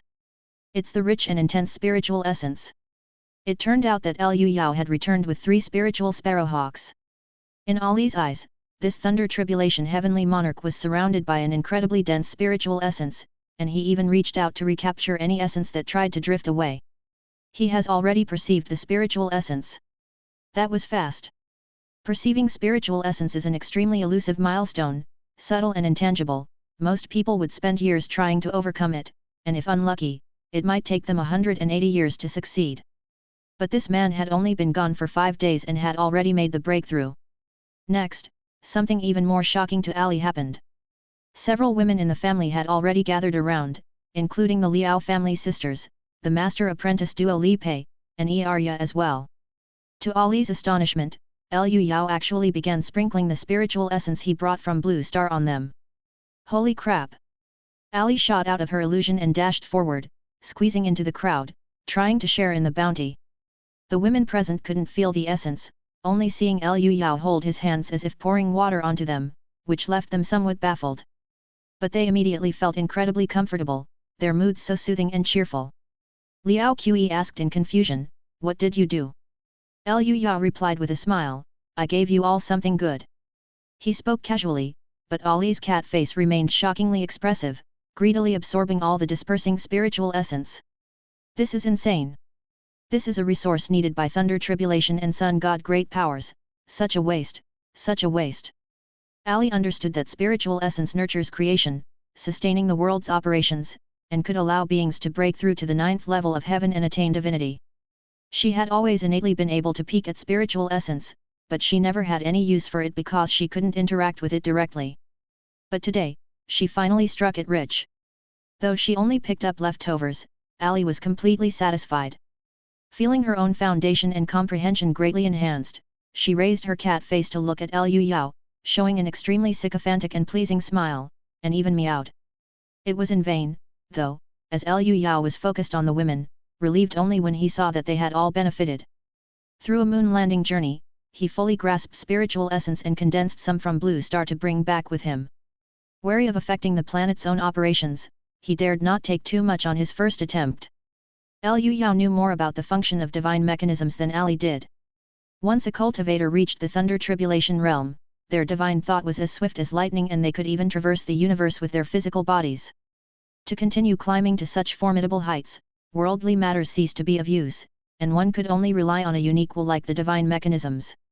The divine soul ceaselessly absorbed the divine mechanisms, until thoughts became purely positive and human hearts transformed into heavenly intent.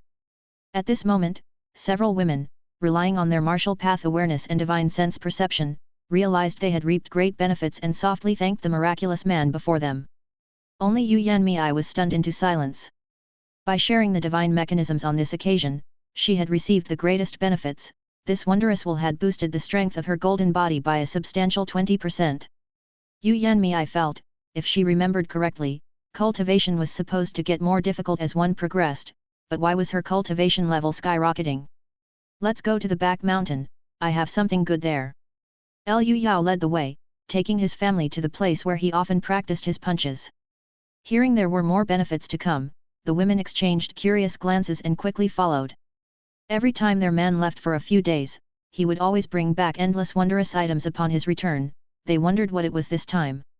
The group arrived at the back mountain covered with messy rocks, where Liu Yao asked the women to stand in a circle, then he took out a nuclear fuel rod from his space-time bubble. These fuel rods had been specially modified to meet Liu Yao's needs. Hundreds of pieces of uranium dioxide ceramic were placed inside a 2-meter-long zirconium alloy casing, with a neutron generator at the bottom. Turning the switch, the uranium elements in the fuel rod immediately began a chain reaction, releasing a vast amount of energy, with temperatures rising to nearly 3000 degrees. At the same time, terrifying nuclear radiation was emitted. Ordinary people would definitely be dead, but the people present were using it to cultivate. However, the nuclear radiation had a minute effect on Liu Yao and Yu Yanmei, the two great grandmasters. It was the Liao family sisters, Li Pei and the younger girl with open aperture points who were desperately absorbing it, not wasting an iota. The ongoing chain reaction was much more vigorous than the lethargic uranium-235 powder. The faces of the younger sisters flushed red, and Li Pei even exclaimed, "Incredible!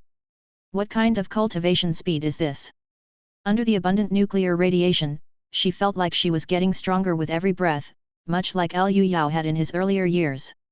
Liu Yao certainly knew this feeling well, and seeing that they still had strength to spare, he smiled and said, "It seems like one rod is a bit too little for the four of you. I'll light another one." With that, he took out another nuclear fuel rod and ignited it. Suddenly, the women had no more idle thoughts to speak, biting their lips as they cultivated with all their might. Before long, they were soaked with sweat, looking as if they had been fished out of water. An hour later, the one from the blood exchange mirror was the first to falter, taking 3 steps back and ceasing her cultivation. The remaining 3 women, one with no leaks and 2 with innate levels, drained both nuclear fuel rods completely before calling it a day. Even Yu Yanmei, who had been watching over them, had a look of surprise on her face as she asked Liu Yao, "How come in just a few hours, it's like a year's worth of arduous cultivation? What is this heating rod?" Liu Yao answered with a smile, "Consider it inspiration from the journey ahead, nuclear fission. But it's just inspiration." He pointed at the fierce sun hanging high in the sky and continued, "Our next step in cultivation involves achieving controlled nuclear fusion within our bodies, to put it simply, to become like a mini sundae." Yu Yanmei looked utterly baffled. Liu Yao suddenly felt that perhaps getting them to learn some scientific knowledge would be more conducive to their cultivation.